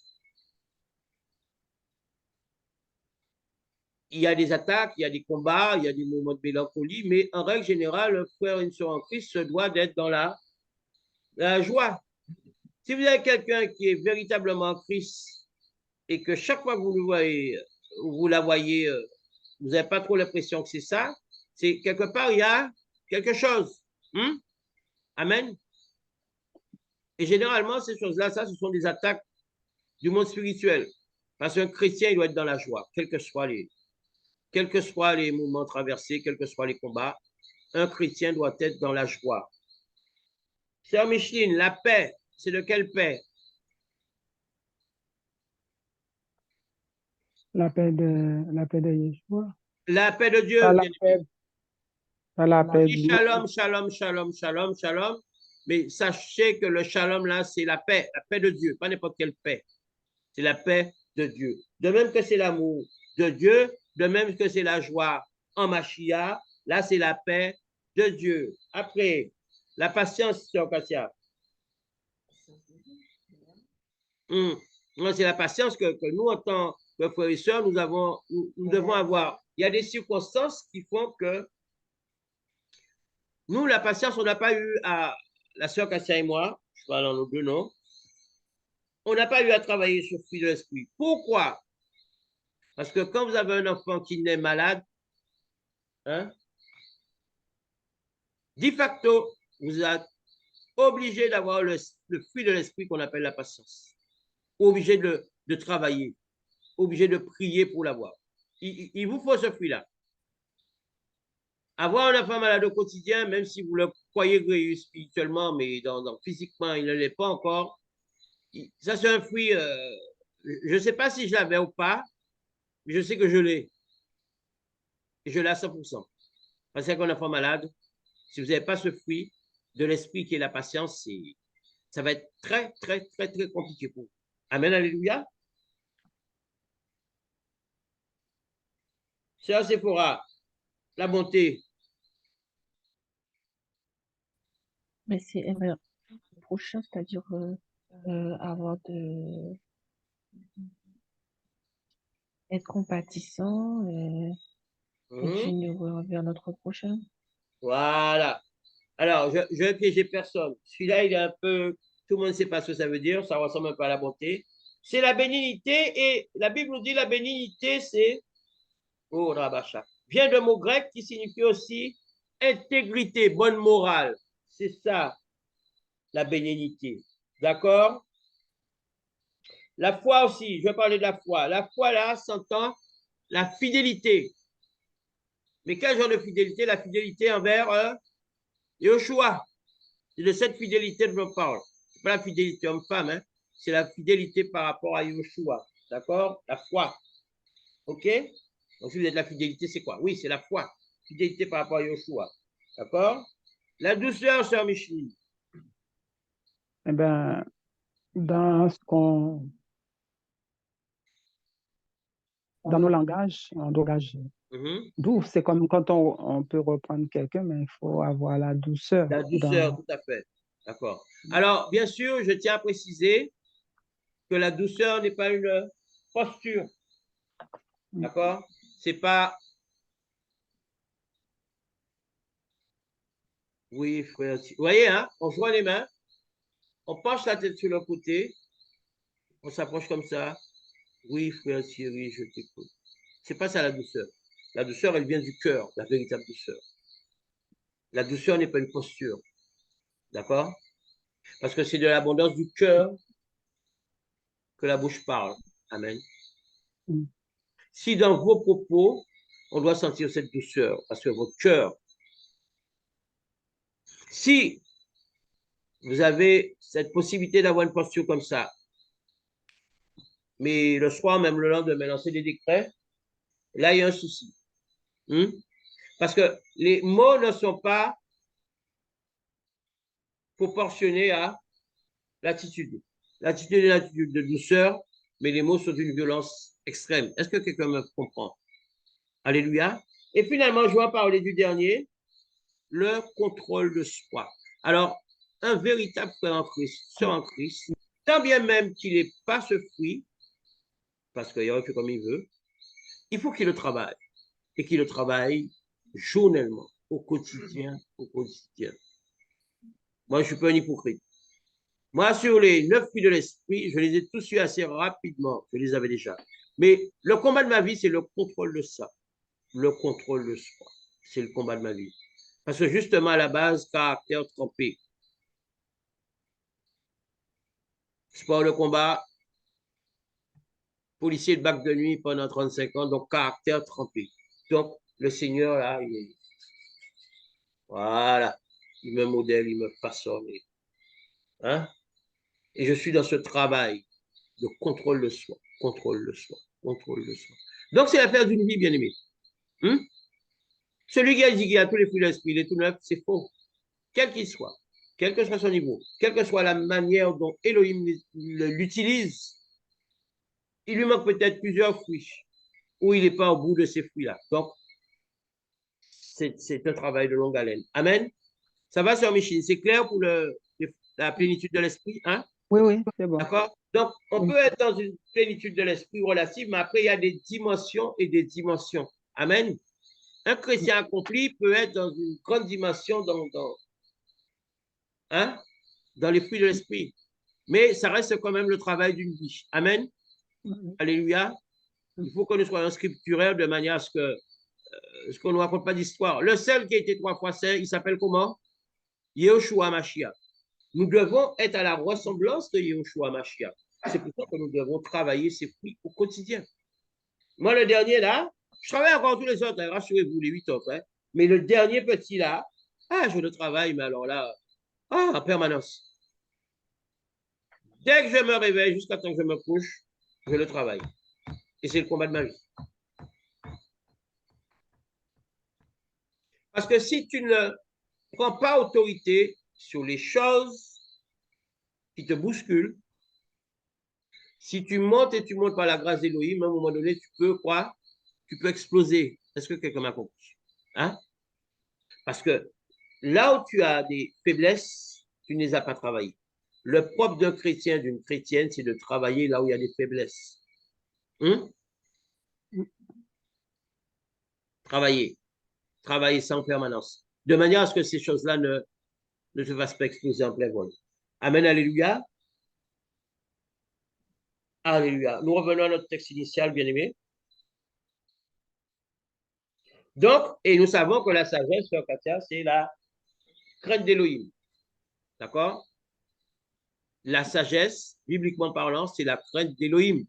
D'accord? Ce n'est pas la sagesse comme on l'entend dans le monde. Sois sage, Frère Thierry. Effectivement, comme j'avais un caractère volubile et des fois véhément, non, la sagesse dont on parle, c'est la crainte d'Élohim. Or, la sagesse dans le monde, je ne l'ai pas vraiment, mais je peux vous assurer que la crainte d'Élohim, je l'ai. Mais je l'aime, mais vous ne pouvez pas imaginer. D'ailleurs, je confesse tous les jours. Ce que je suis dans sa parole, bien-aimé. Plus vous êtes dans la parole d'Élohim, plus vous avez la crainte d'Élohim. Et comme la crainte d'Élohim, c'est la sagesse, ça veut dire que vous l'avez, la sagesse. Amen. Mais vous avez noté qu'on a dit rempli de l'Esprit Saint et de sagesse. Et on n'a pas vu la sagesse dans les fruits de l'Esprit, oui ou non? La Bible ne se contredit pas. On aurait dit rempli de l'Esprit Saint. Point. Donc les fruits de l'Esprit. OK?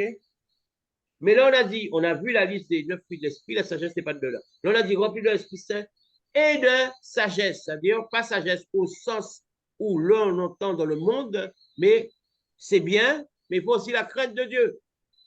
Tu ne peux pas servir Dieu sans la crainte de Dieu. Est-ce que quelqu'un me comprend ce soir? Tu ne peux pas servir Elohim sans la crainte d'Elohim. C'est écrit là, Acte 6, verset 3. Tu ne peux pas servir Elohim sans la crainte d'Elohim. Là, on te demande d'être rempli des fruits de l'esprit, mais on te dit de sagesse. La sagesse, c'est la crainte d'Elohim. C'est pour ça, là où il y a des choses qui se passent, c'est qu'il n'y a pas la sagesse, il n'y a pas la crainte d'Elohim. Est-ce que vous me suivez? Donc, l'esprit n'est pas là. Amen. Que ce soit des cellules de prière, des maisons de prière, des temples, des grands temples, s'il y a des choses qui se passent contraires à la morale, contraires à l'esprit, ça veut dire qu'il n'y a pas la crainte d'Élohim, ça veut dire qu'il n'y a pas la sagesse. Et s'il n'y a pas la sagesse, l'Esprit Saint n'est pas là. Parce qu'on a vu que l'Esprit Saint, la sagesse marche avec quoi? Avec l'Esprit Saint. Et l'Esprit Saint marche avec quoi? Avec la sagesse. L'Esprit Saint et la sagesse. Donc, les fruits de l'Esprit, la crainte d'Élohim. Ça va de pair, bien-aimé. Il n'y a pas les fruits de l'Esprit et la crainte d'Élohim, c'est qu'il n'y en a pas non plus. Il n'y a pas la crainte d'Élohim, il n'y a même pas cherché les fruits de l'Esprit. Amen. Que le plus important, c'est la crainte d'Élohim. Oui ou non? Amen. Mais vous pouvez grandir dans ces choses-là. D'accord? Parce que personne ne naît avec tous les fruits de l'esprit. Amen. Il y a un seul qui avait toutes choses, en tout temps, en tout lieu. Son nom, c'est Yoshua Mashiach. C'est le seul. Aucun homme de Dieu qui a vécu, qui vit, qui vivra, ne peut posséder toutes ces choses dans leur potentialité. OK? Parce que nous sommes humains et nous sommes pécheurs. Et nous péchons tantôt d'une manière, tantôt d'une autre. Et que nous connaissons en partie seulement. Quel que soit notre cheminement, nous ne connaîtrons toujours qu'en partie. On ne peut pas s'extasier devant tel homme ou telle femme de Dieu, dire waouh! Non, parce que nous ne connaissons qu'en partie. Amen, alléluia. Verset 4, sœur, c'est quoi? Verset 4. Hum? Et nous continuerons à nous appliquer à la prière et au ministère de la parole. D'accord. Alors là, on dit nous continuerons. Ta Bible dit quoi, sœur Micheline? Ben, Verset pareil. 4, ça dit quoi? Et nous continuerons à nous Continuons. appliquer. OK? Alors, nous continuerons, c'est bien, hein? Bon, je suis dans le... Là, nous sommes sur YouTube, par la grâce du Seigneur, après beaucoup de formations quand même, après 4 ans de formation dans le secret, dans les coulisses. Yahweh a permis. Et je dis à la sœur Kassia, à la sœur Micheline, à la sœur Sephora, bon, ben nous continuons, hein? Vous allez, OK, d'accord, on continue. Mais si je dis comme c'est écrit dans ma Bible, mais nous persévérerons. C'est quoi la différence? Ça, c'est pour moi. Persévérer, c'est malgré les difficultés et tout, etc. Malgré Alléluia. Alléluia. Continuer, c'est continuer. Mais persévérer, c'est que, en dehors de toutes choses, malgré toutes les difficultés, les attaques, eh bien, il ne faut pas lâcher l'affaire, pour pas employer un mot des jeunes, un mot à la mode. Il ne va pas falloir lâcher l'affaire. C'est ça, persévérer. Et on le voit, hein? Il persévérait dans le jeûne et la prière, oui ou non? Un frère en Christ, une soeur en Christ, en plus, il t'appelle à le servir. Cette notion-là, persévérer, elle doit être en trois. Cette notion de persévérance doit être en trois. Si tu n'as pas cette notion en trois, il va être difficile de continuer dans les choses de Dieu. Parce que nous devons persévérer. En tant que chrétien, nous devons faire que ça. Persévérer. C'est-à-dire, on tombe, on se relève. On tombe, on se relève. On tombe, on se relève. On tombe, on se relève. C'est ça, persévérer. C'est ne rien lâcher. Continuer, oui. Mais persévérer, c'est autre chose. D'accord? Celui qui continue dans la foi avec Elohim, OK. Il peut continuer, s'arrêter un jour. Celui qui persévère, il y a cette notion qui ne lâche rien. Oui ou non? Amen. Donc, mais nous persévérons dans la prière et dans le service de la parole. Ils ont compris que leur rôle à eux, en tant qu'apôtres, c'était d'amener la parole, pas d'amener les baguettes, les sandwichs préparés, les soupes là, pour le soir, des bouillons. Leur rôle à eux n'était pas de servir dans une église. Servir dans le sens, le service aux personnes, un peu comme les diacres. D'accord? Les diacres de maintenant, c'est ça. Mais eux, leur rôle à eux, c'était d'amener la parole, parce qu'ils exerçaient tous un ministère de la parole. Et la notion de diacre, justement, ben, elle va commencer là, dans ce chapitre 6. Allons-y, sœur Sephora, verset 5. Attends, verset tu vas 5. nous lire le verset 5 et le verset 6. Verset 5. Cette proposition plut à toute l'assemblée. Ils élurent Étienne, homme plein de foi et d'Esprit Saint, Philippe, Prochor, Nicanor, Timon, Parménas et Nicolas, Prosé. Verset 6. Ils les présentèrent aux apôtres qui, après avoir prié, leur imposèrent les mains. OK, sœur Cassia, on t'écoute. Et là, ils se sont tous mis d'accord. Ils étaient tous, et ce discours plut à toute la multitude qui était là présente. Donc, ils étaient d'accord pour cette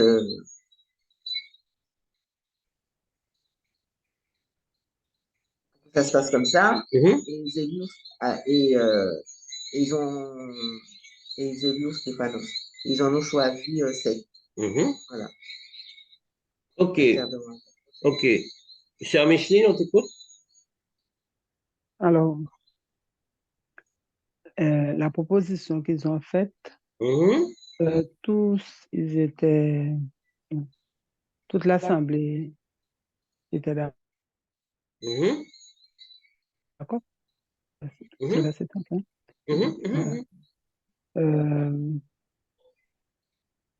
attends. Et ils élurent Étienne, Étienne était un homme de foi Mhm. et rempli de l'esprit. Mhm. Il y avait les disciples, hein, les- leurs noms sont alternés.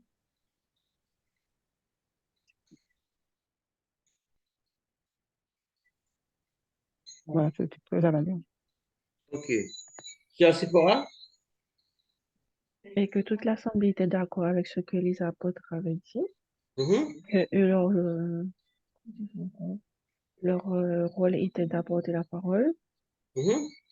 Comme ils avaient déjà élu 7 personnes, Mhm. je pense que Étienne avait quelque chose de plus parce qu'ils ont mis Étienne plein de foi et d'esprit saint Alléluia. Alléluia. Alléluia. après les autres. Mhm. Et ensuite, euh, comme c'était ces personnes qu'ils ont choisies, eh ben, ils ont présenté aux apôtres qui ont prié pour eux afin de... Mhm. C'est bien, sœur Sephora. C'est bien, c'est bien, c'est bien, c'est bien. Alléluia. Merci, Seigneur. Et ce discours plut à toute la multitude qui était là présente. Donc, le discours des apôtres. Ils ont dit, bon, voilà, nous allons procéder comme ça. Nous devons amener la parole. Nous allons choisir des gens remplis d'Esprit Saint et de sagesse. Mais là, quand il dit ça, il s'adresse à qui? Il s'adresse à tous les disciples et aussi au peuple, à l'assemblée. Et tout le monde trouve que c'est très bien. C'est une très bonne chose parce que les apôtres, tout le monde a compris que c'est la parole. La parole, donc, et à la manifestation des dons. Et que le social, entre parenthèses, bon, ben, il fallait que ce soit donné à des gens. On verra par la suite, ce sera des diacres. C'est comme ça que les diacres ont commencé, d'accord? Les diacres, OK? D'accord? Donc, dans la Bible, quand il y a un ordre, il y a un ordre, bien aimé. Dans l'Ancienne Alliance, c'était prophète, d'accord? Et que les prophètes. Après, vous avez vu avec Yahushua, il y a eu les apôtres. Mais comme c'est Yahushua, apôtre en premier, prophète est devenu en second. Et après, les autres ministères. Amen, il y a un ordre. Il y a un ordre. Et là, quand on nous dit, ils élurent Stéphanos, homme plein de foi. Ça ne veut pas dire que les autres qui vont être nommés n'ont pas de foi. Ça veut dire tout comme Pierre. Pierre avait quelque chose de plus que les 11 autres disciples. Est-ce que quelqu'un a compris? Il avait eu la révélation de ce que Yahushua Mashiach est le fils du Dieu vivant, le fils de l'Élohim vivant. Et c'est pour ça que Yeshua a dit, Pétros, tu es Pétros, et c'est sous cette pétra, c'est-à-dire ce rocher, la pierre angulaire, que je bâtirai mon église. Et effectivement, on a vu que c'est Pierre qui a parlé en premier verset 2, c'est encore lui qui a parlé au premier verset 3, et c'est encore lui qui a parlé au premier verset, dans chapitre 2, 3 et chapitre 5. C'est Pétros qui à chaque fois a pris la parole, c'est personne d'autre. Amen.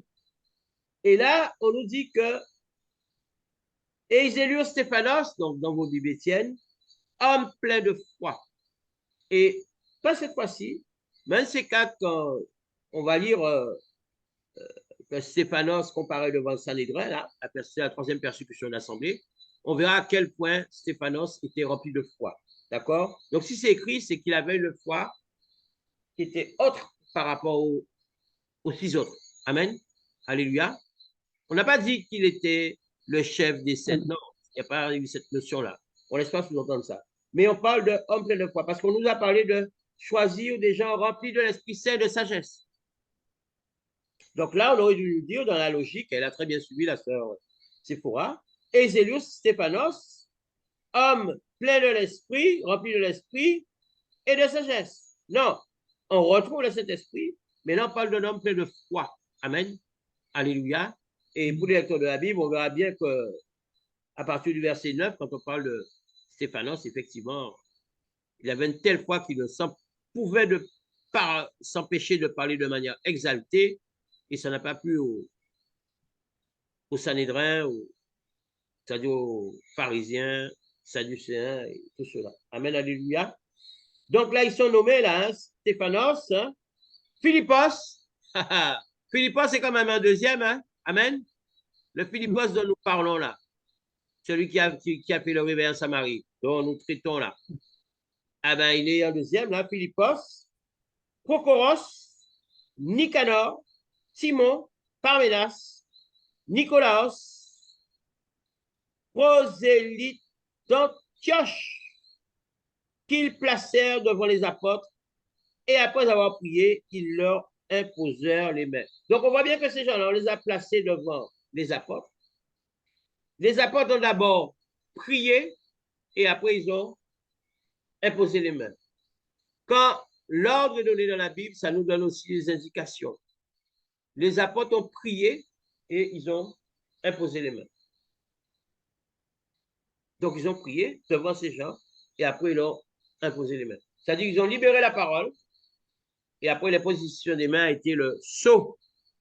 Est-ce qu'on comprend? Amen. Mais la parole, parce que l'imposition des mains, c'est un acte. C'est un acte prophétique. D'accord? Et c'est la parole d'abord qui amène les choses. Ce n'est pas le fait de poser les mains. C'est comme le mouchoir. Mouchoir avec l'onction de tel homme de Dieu. OK, d'accord. On a vu que, comment dirais-je, c'est qui a les mouchoirs? On posait les mouchoirs. Non, si c'est pas Pierre, Pierre, c'est l'ombre. Donc, les mouchoirs, ça peut être que, voilà, c'est un des deux, hein? D'accord? C'est dans des dimensions. On a vu qu'on a placé les mouchoirs sur Paul et les malades étaient guéris. Alléluia. Mais quand vous faites un acte prophétique comme ça, ce n'est pas l'huile d'onction qui a coulé sur quelqu'un. Non. Ça engage la foi de celui qui fait l'acte. Est-ce que quelqu'un m'a compris? Parce qu'il y a ce qu'on appelle la foi active et la foi passive. La foi active, c'est la foi. Or, la foi vient de ce que l'on entend. Et ce que l'on entend, c'est la parole d'Élohim. Donc, cette fois-là, tout chrétien-là, puisqu'il est entré dans les eaux du baptême, il a entendu la parole, il a cru, il a entré dans le... Donc, avec cette foi-là, vous pouvez faire des miracles, etc.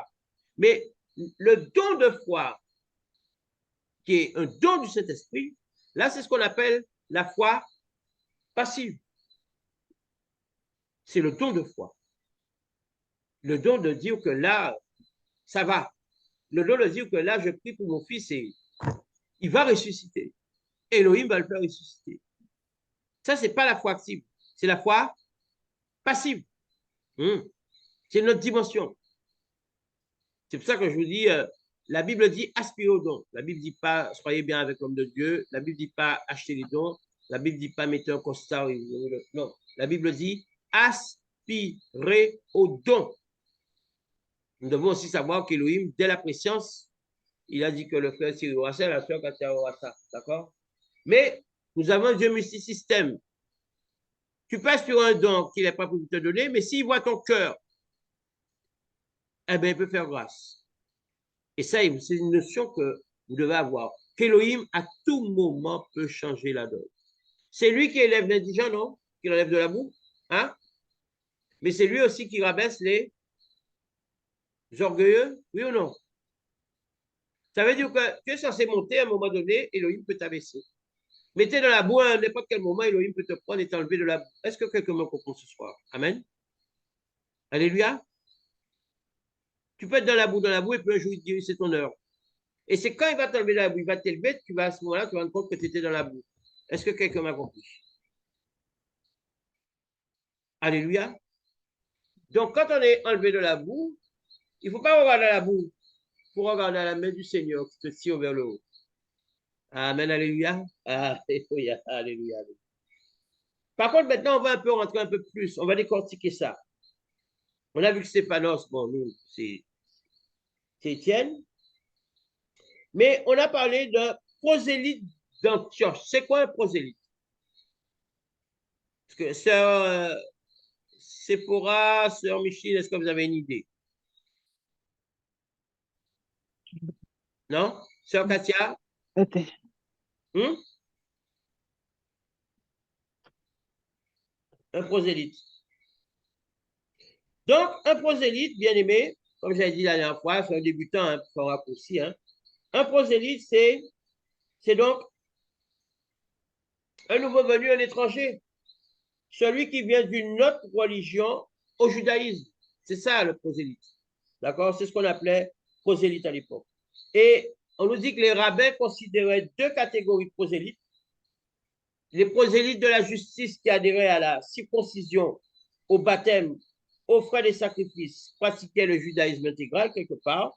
Et en petit b, les prosélytes de la porte, c'est-à-dire moins avancés spirituellement dans les choses spirituelles, mais qui suivaient les 7 préceptes de Noah, c'est-à-dire de Noé, mais ne se soumettaient ni à la circoncision, ni à l'ensemble des ordonnances juives. D'accord? Donc, ça veut dire même là, déjà, ils étaient un peu différents. Et après, on nous dit prosélyte qui venait d'Antioche. D'Antioche. Quelle idée de ce qu'est Antioche? Antioche, c'est une ville. La sœur Katia nous dit Syrie. Mais est-ce que Antioche maintenant s'appelle toujours Antioche? Est-ce que c'est en Syrie? Est-ce que quelqu'un a une idée? Est-ce que l'Antioche de Syrie, là, c'est toujours en Antioche et c'est toujours en Syrie? Alléluia. Antioche, c'était la capitale de la Syrie, bien aimé. On nous dit située sur le fleuve Oronte, fondée en 300 ans avant Yoshua.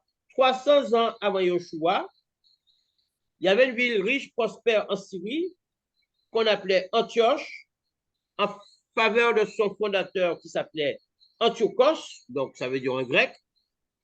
Et on nous dit que de nombreux juifs grecs y vivaient. Donc les juifs grecs là, ce sont les hellénistes. Mais vous savez très bien qu'après, il y a ce qu'on appelle les démembrements, il y a des guerres, il y a des ceci, il y a des cela. Si on regarde bien Saint-Martin et Saint-Barthélemy, il y a 20 ans de ça, 30 ans de ça, c'était quoi? C'était rattaché à la Guadeloupe. D'accord? Il y a Désirade, Marie-Galante, les Saintes, Terre de Haut et Terre de Bas, Saint-Martin, Saint-Barthélemy. Et tout ça, c'était les dépendances de la Guadeloupe. Tout ça, c'était l'archipel guadeloupéen. Mais il y a une évolution statutaire. Et Saint-Martin et Saint-Barthélemy ne dépendent plus de la Guadeloupe. Alléluia. Eh bien, c'est un peu pareil. Antioche, là, en souvenir du général Antiochos le Grec, qui était une ville riche, prospère de commerçants juifs, mais qui avait adopté la culture grecque. Avec les guerres et tout, cet Antioche-là qui est en Syrie n'appartient plus à la Syrie, mais appartient à la Turquie. Quelqu'un a compris?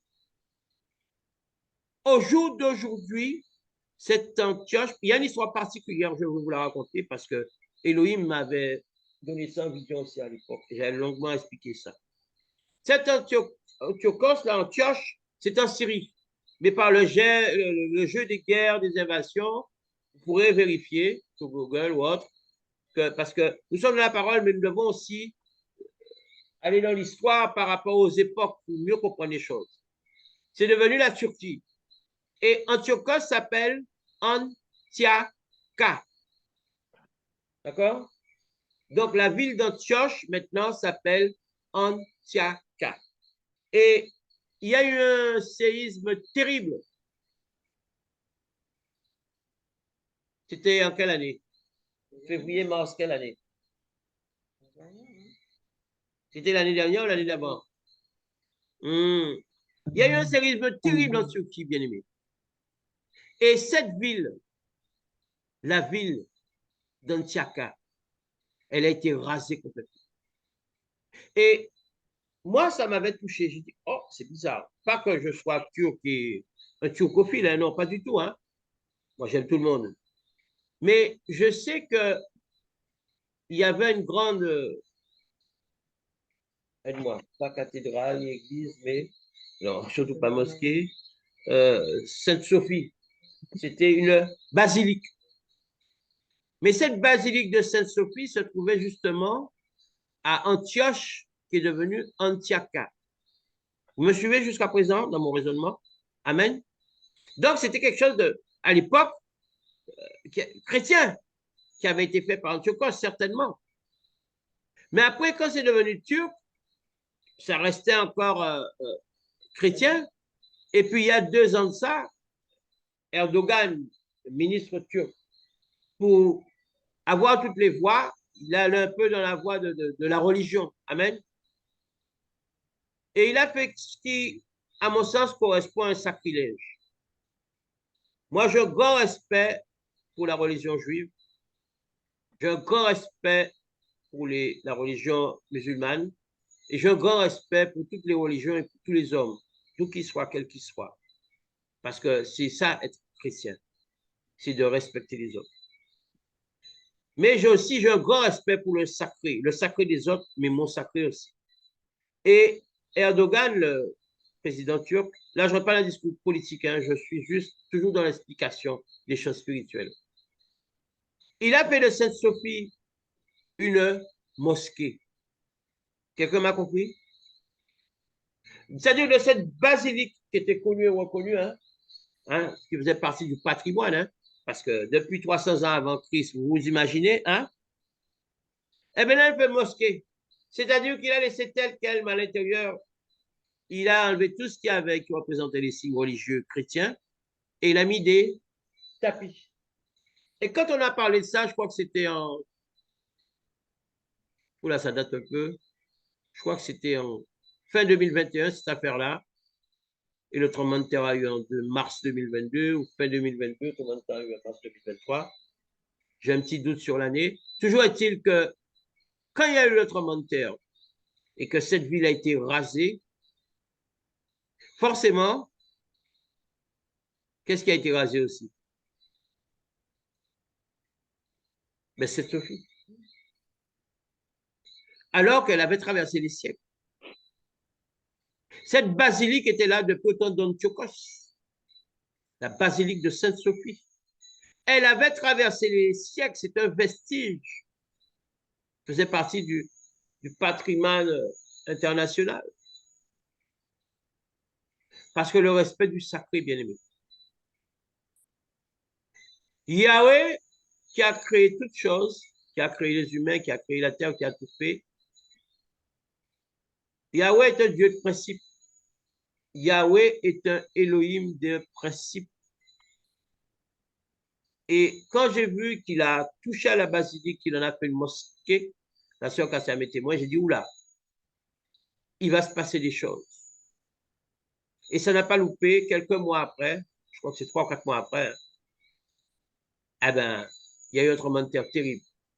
Et cette ville, qui était très connue en Turquie, parce que les sites de l'époque, parce que le côté commerçant, le côté... Cette ville avait un charme particulier en Turquie. Eh bien, cette ville, c'est elle qui a été le plus touchée lors du tremblement de terre, oui ou non? Et la basilique, eh bien, même pas 1 mètre carré de ciment. Tout a été détruit, rasé complètement. Alléluia. Mais si je ne me trompe pas, c'était 1 ou 2 mois avant la guerre d'Ukraine, cette affaire-là. C'est pour ça qu'on n'a presque pas parlé, au même moment avec la guerre d'Ukraine. Je crois que de mémoire comme ça, c'est février-mars 2022. C'est quand ça me dit 2023, mais je penserais plus pour février-mars 2022. Amen. Alléluia. Et donc, vous voyez qu'à l'époque, à Antioche, en Syrie, eh bien, il y avait ce qu'on appelle de nombreux juifs grecs qui vivaient là-bas, qui étaient commerçants, et que cette ville-là, elle s'appelait Antioche à cause du général grec Antiochos. Vous voyez un peu comment les choses se délitent avec le temps? Oui ou non?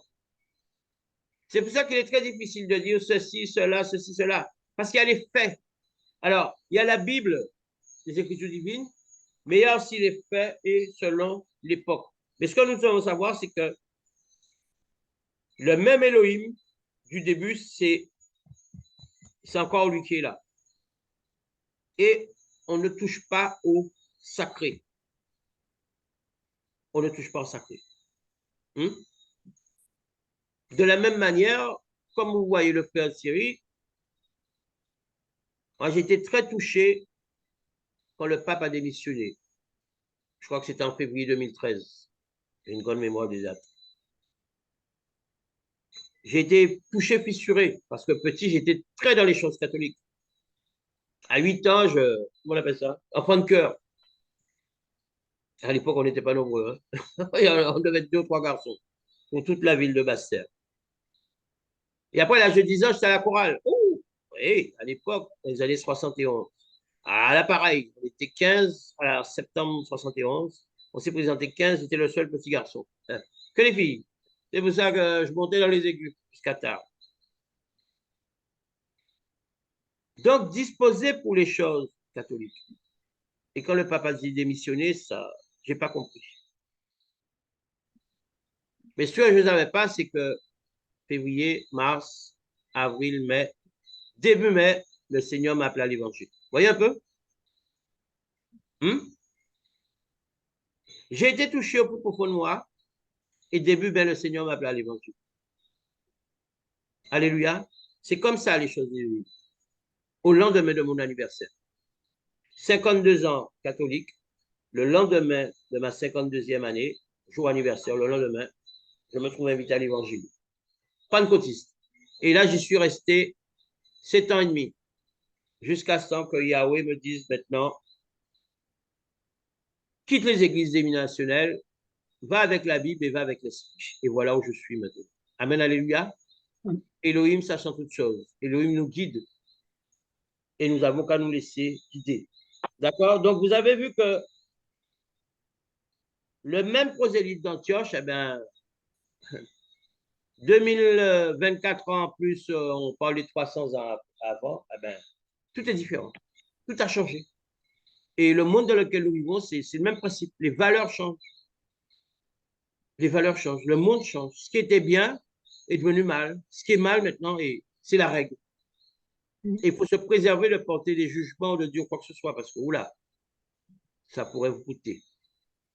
C'est pour ça que moi, je parle sous couvert de la Bible, sous couvert d'Élohim. Amen, alléluia. Verset 7. Verset 7. La parole de plus en plus, le nombre des disciples augmentait beaucoup à Jérusalem, et une grande foule de sacrificateurs obéissait à la foi. Oh, là, c'est pointu ça. Allons-y, sœur Sephora, expliquons ça. Avant que tu expliques, qu'est-ce qui t'interpelle? Et vois-tu, je vais t'aider, parce que c'est profond. Et vois-tu une similitude avec des choses qui sont passées avant? Allons-y. Sœur Michine, prépare-toi. Sœur Katia, prépare-toi. Sœur Katia, tu vas passer après Michine. Après. Et comme le nombre de disciples augmente, la parole de Dieu se répandait de plus en plus. Encore une fois, il y a aussi encore le nombre des disciples qui augmente. Et qu'il y a beaucoup de sacrificateurs qui obéissent à la foi. Donc, auparavant, on a vu que les sacrificateurs étaient contre ceux qui apportaient la parole de Dieu, en fait, contre les apôtres. Mais là, il faut remettre ça dans le contexte. Parce que le même mot, selon comment il a expliqué usité, a peut-être un autre sens. Est-ce que quelqu'un a compris? Est-ce qu'on parle des mêmes sacrificateurs dont on parle habituellement? Et si c'est les mêmes, est-ce qu'il n'y a pas une différence dans ce qu'on nous dit? Allez, sœur Sephora, réfléchis encore. Sœur Cassia, allons-y. Il est profond ce verset, hein, bien aimé. Nous t'écoutons, sœur Cassia.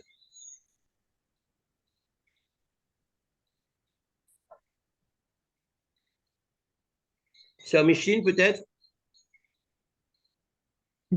La parole de Dieu se répandait de plus en plus. De fait que la parole se répandait, donc les disciples augmentaient. Et c'est là où ça coince, c'est la dernière partie, là. Vas-y.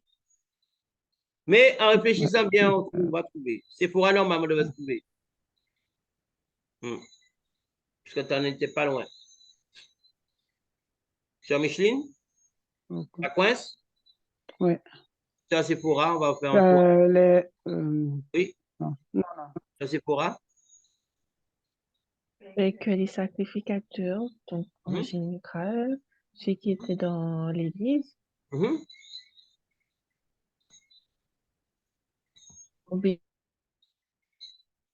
Là, on a un petit obéissaient à souci Dieu. avec. Oui, ouais, point, parce qu'on a un petit souci là. On t'a pas entendu, je t'ai pas entendu. Alors, je disais que les sacrificateurs, ça veut dire que ceux qui étaient dans les églises, Mhm, qui étaient contre la parole mhm, de Dieu, mhm. obéissaient à Dieu. Amen. Et la parole d'Élohim croissait, d'accord? Tout est positionné hein, parce que Dieu est un Dieu d'ordre, d'accord? Donc, on a envoyé maintenant les apôtres annoncer la parole.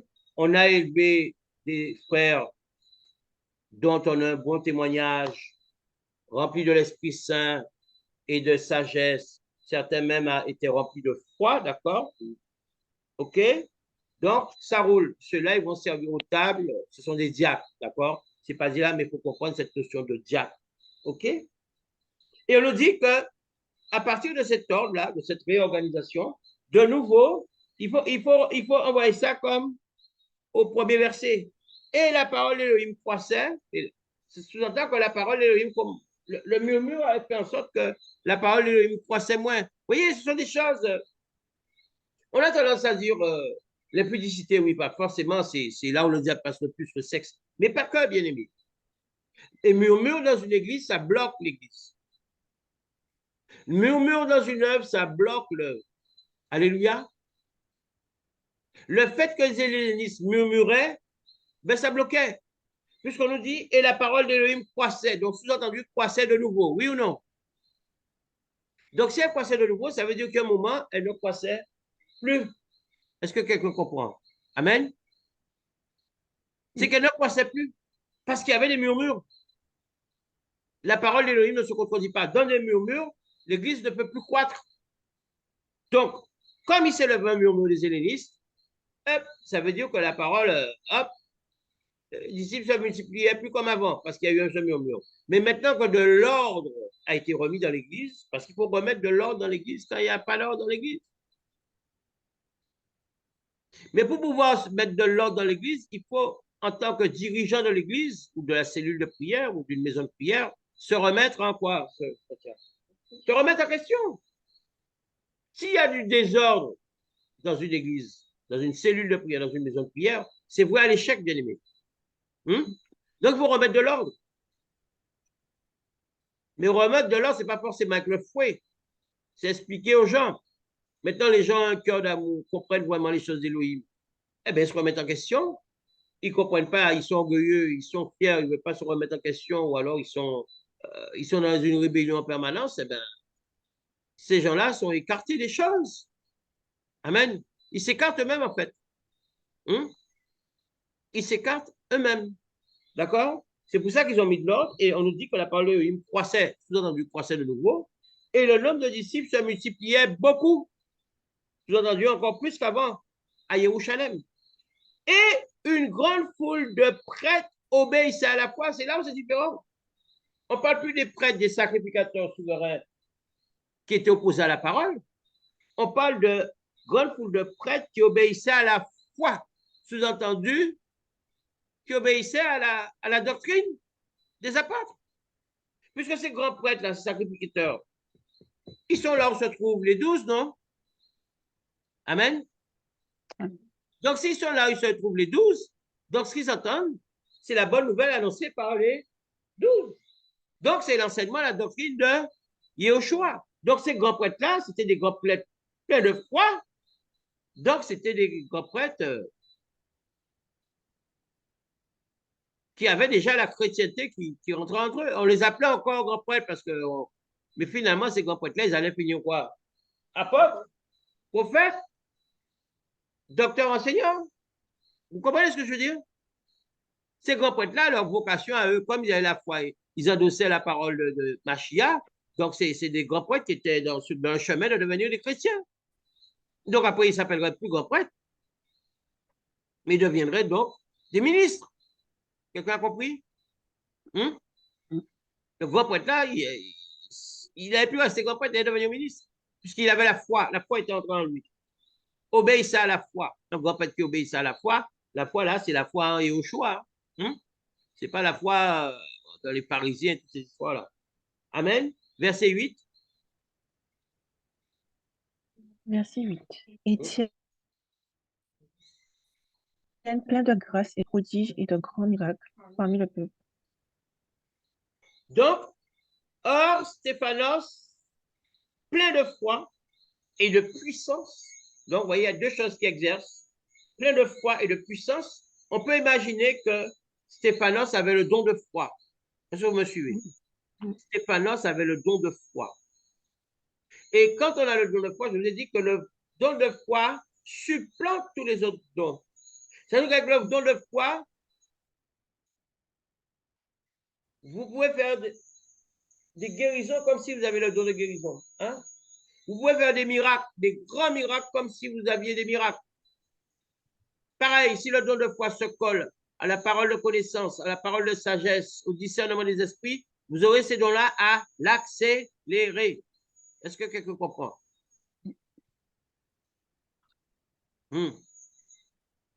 Alléluia, le don de foi. Mais c'est valable pour tous les autres dons. On n'a pas dit que le don de foi était plus grand, mais sa nature même, je parle de quel don de foi, sur Cassia?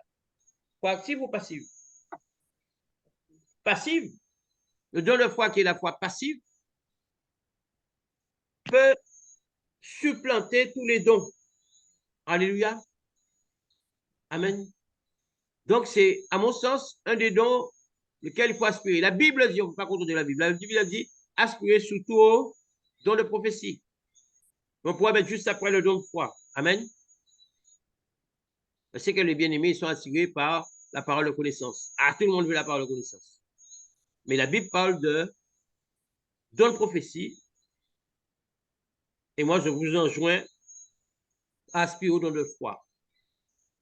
Et même si vous l'avez, demandez à Elohim de vous le donner dans des dimensions. C'est Elohim qui donne, bien. Disposez votre cœur. Et Elohim, il va vous faire passer dans des chiffres autant convenable. Amen. Alléluia. Alléluia. Donc, on voit qu'Étienne, plein de foi et de puissance, produisait plein de foi et de puissance. Donc, comme il avait le don de foi, la puissance l'accompagnait, bien aimé. Forcément. Parce qu'Étienne était plein de foi. Et on le voit au verset, on le voit aussi au verset 5. Et ils élurent Étienne, homme plein de foi.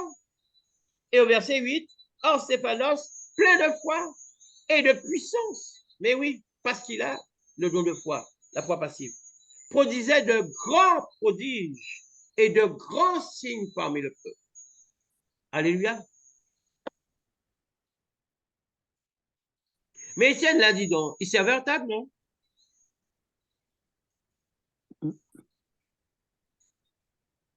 C'est là où je voulais vous amener.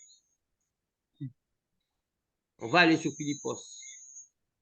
Mais l'idée, c'était de vous faire comprendre. Parce que je vous ai dit que moi, j'ai un ministère particulier. Moi, mon ministère à moi, prophète enseignant, c'est vous amener à comprendre les Écritures de ce que demain, vous ne soyez plus les assistés. Que vous compreniez que chacun d'entre nous a les choses d'Élohim et qu'on doit servir cet Élohim. Étienne, ou Stéphanos, selon qu'il est écrit, plein de foi et de puissance, produisait de grands prodiges et de grands signes parmi le peuple. Parmi les 12 là, on a parlé de Pétros. On va parler un peu de Jacques. Mais est-ce qu'on a parlé, la Bible parle de tous les disciples de ce qu'ils faisaient comme prodiges et signes? Oui ou non? Non. On ne parle pas des 12, hein? Mais là, Étienne, Stéphanos, qui est un diable, c'est comme ça qu'il faut le comprendre, on nous dit qu'il va faire qu'il était plein de foi et de puissance et qu'il produisait des grands prodiges et des grands signes parmi le peuple. Donc, ce qui veut dire, c'est que, ce que nous devons comprendre, c'est que dès la préscience, Elohim a dit que la sœur Micheline, ce n'est qu'un exemple, hein, aura une onction terrible et un don de guérison surpuissant. Ton problème à toi n'est pas de savoir si la sœur Micheline va amener la parole. Ton problème à toi est de savoir ce qu'Elohim a mis comme grâce en toi, de savoir ces grâces-là et d'aller dans ça pour exceller tout en ne négligeant pas les autres. Mais quand tu as vraiment découvert ce qu'Elohim, puisque c'est Dieu qui donne de la préscience, alléluia, Elohim, il établit la préscience. Après, on sait que les dons sont donnés par le Saint-Esprit, quand on est baptisé, rempli de l'Esprit, baptisé du feu du Saint-Esprit. Mais c'est Elohim qui dispose de la préscience. Donc là, si Étienne, Elohim a dit qu'il devait être plein de foi et de puissance, qu'il devait faire le grand prodige et le grand signe, mais Elohim aussi a dit qu'Étienne devait finir en tant que martyr. Parce que nous verrons la fois prochaine par la grâce que Étienne a fini en tant que martyr. Et que d'ailleurs, il n'a pas tellement fini en tant que martyr qu'il a été le premier martyr. Il n'était pas apôtre. Hein? Il n'était pas apôtre. Il ne faisait pas partie des 12. Il était juste un homme dont on avait un bon témoignage. Mais il avait un secret, Étienne. Étienne était rempli de foi et de puissance. Mais on voit aussi qu'Étienne a été le premier martyr.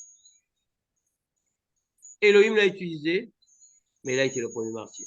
Amen. Alléluia. Alléluia. Merci Seigneur Jésus. Nous n'allons pas enchaîner parce qu'il nous reste quelques minutes. Nous allons enchaîner plutôt. Vous voyez, bien aimé, acte 6, on a fait combien de versets, la sœur Sephora? 8 versets. Il nous a fallu 2 heures. Alléluia. C'est ça la parole, bien aimé. C'est ça, entrer dans la parole, comprendre la parole, décortiquer la parole. Ce qu'un chrétien doit faire, en premier lieu, c'est comprendre la parole, décortiquer la parole. C'est ce que nous devons faire. Dans ces temps de la fin, nous devons aller dans la parole et la décortiquer, bien sûr. Décortiquer la parole pour comprendre. Nous sommes fatigués dans les églises où on nous fait des effets de manche. On nous donne un verset, on le tourne dans tous les sens avec un soupçon de, on ne sait pas trop quoi, comme c'est encore dans ces histoires d'huile d'onction et toutes ces histoires-là, alors que c'est fini. Nous avons besoin de la vraie parole. Nous n'avons pas besoin du sensationnel. Nous avons besoin de la vraie parole. Et c'est alors que le sensationnel, lui, va nous faire vivre. Mais nous avons besoin de la parole, de la véritable parole. Alléluia. Amen, amen, amen. Je ne peux imaginer. Bonsoir, bien-aimés dans le Seigneur, soyez bénis. Combien, comme d'habitude, procédure incidente, combien ça coûte?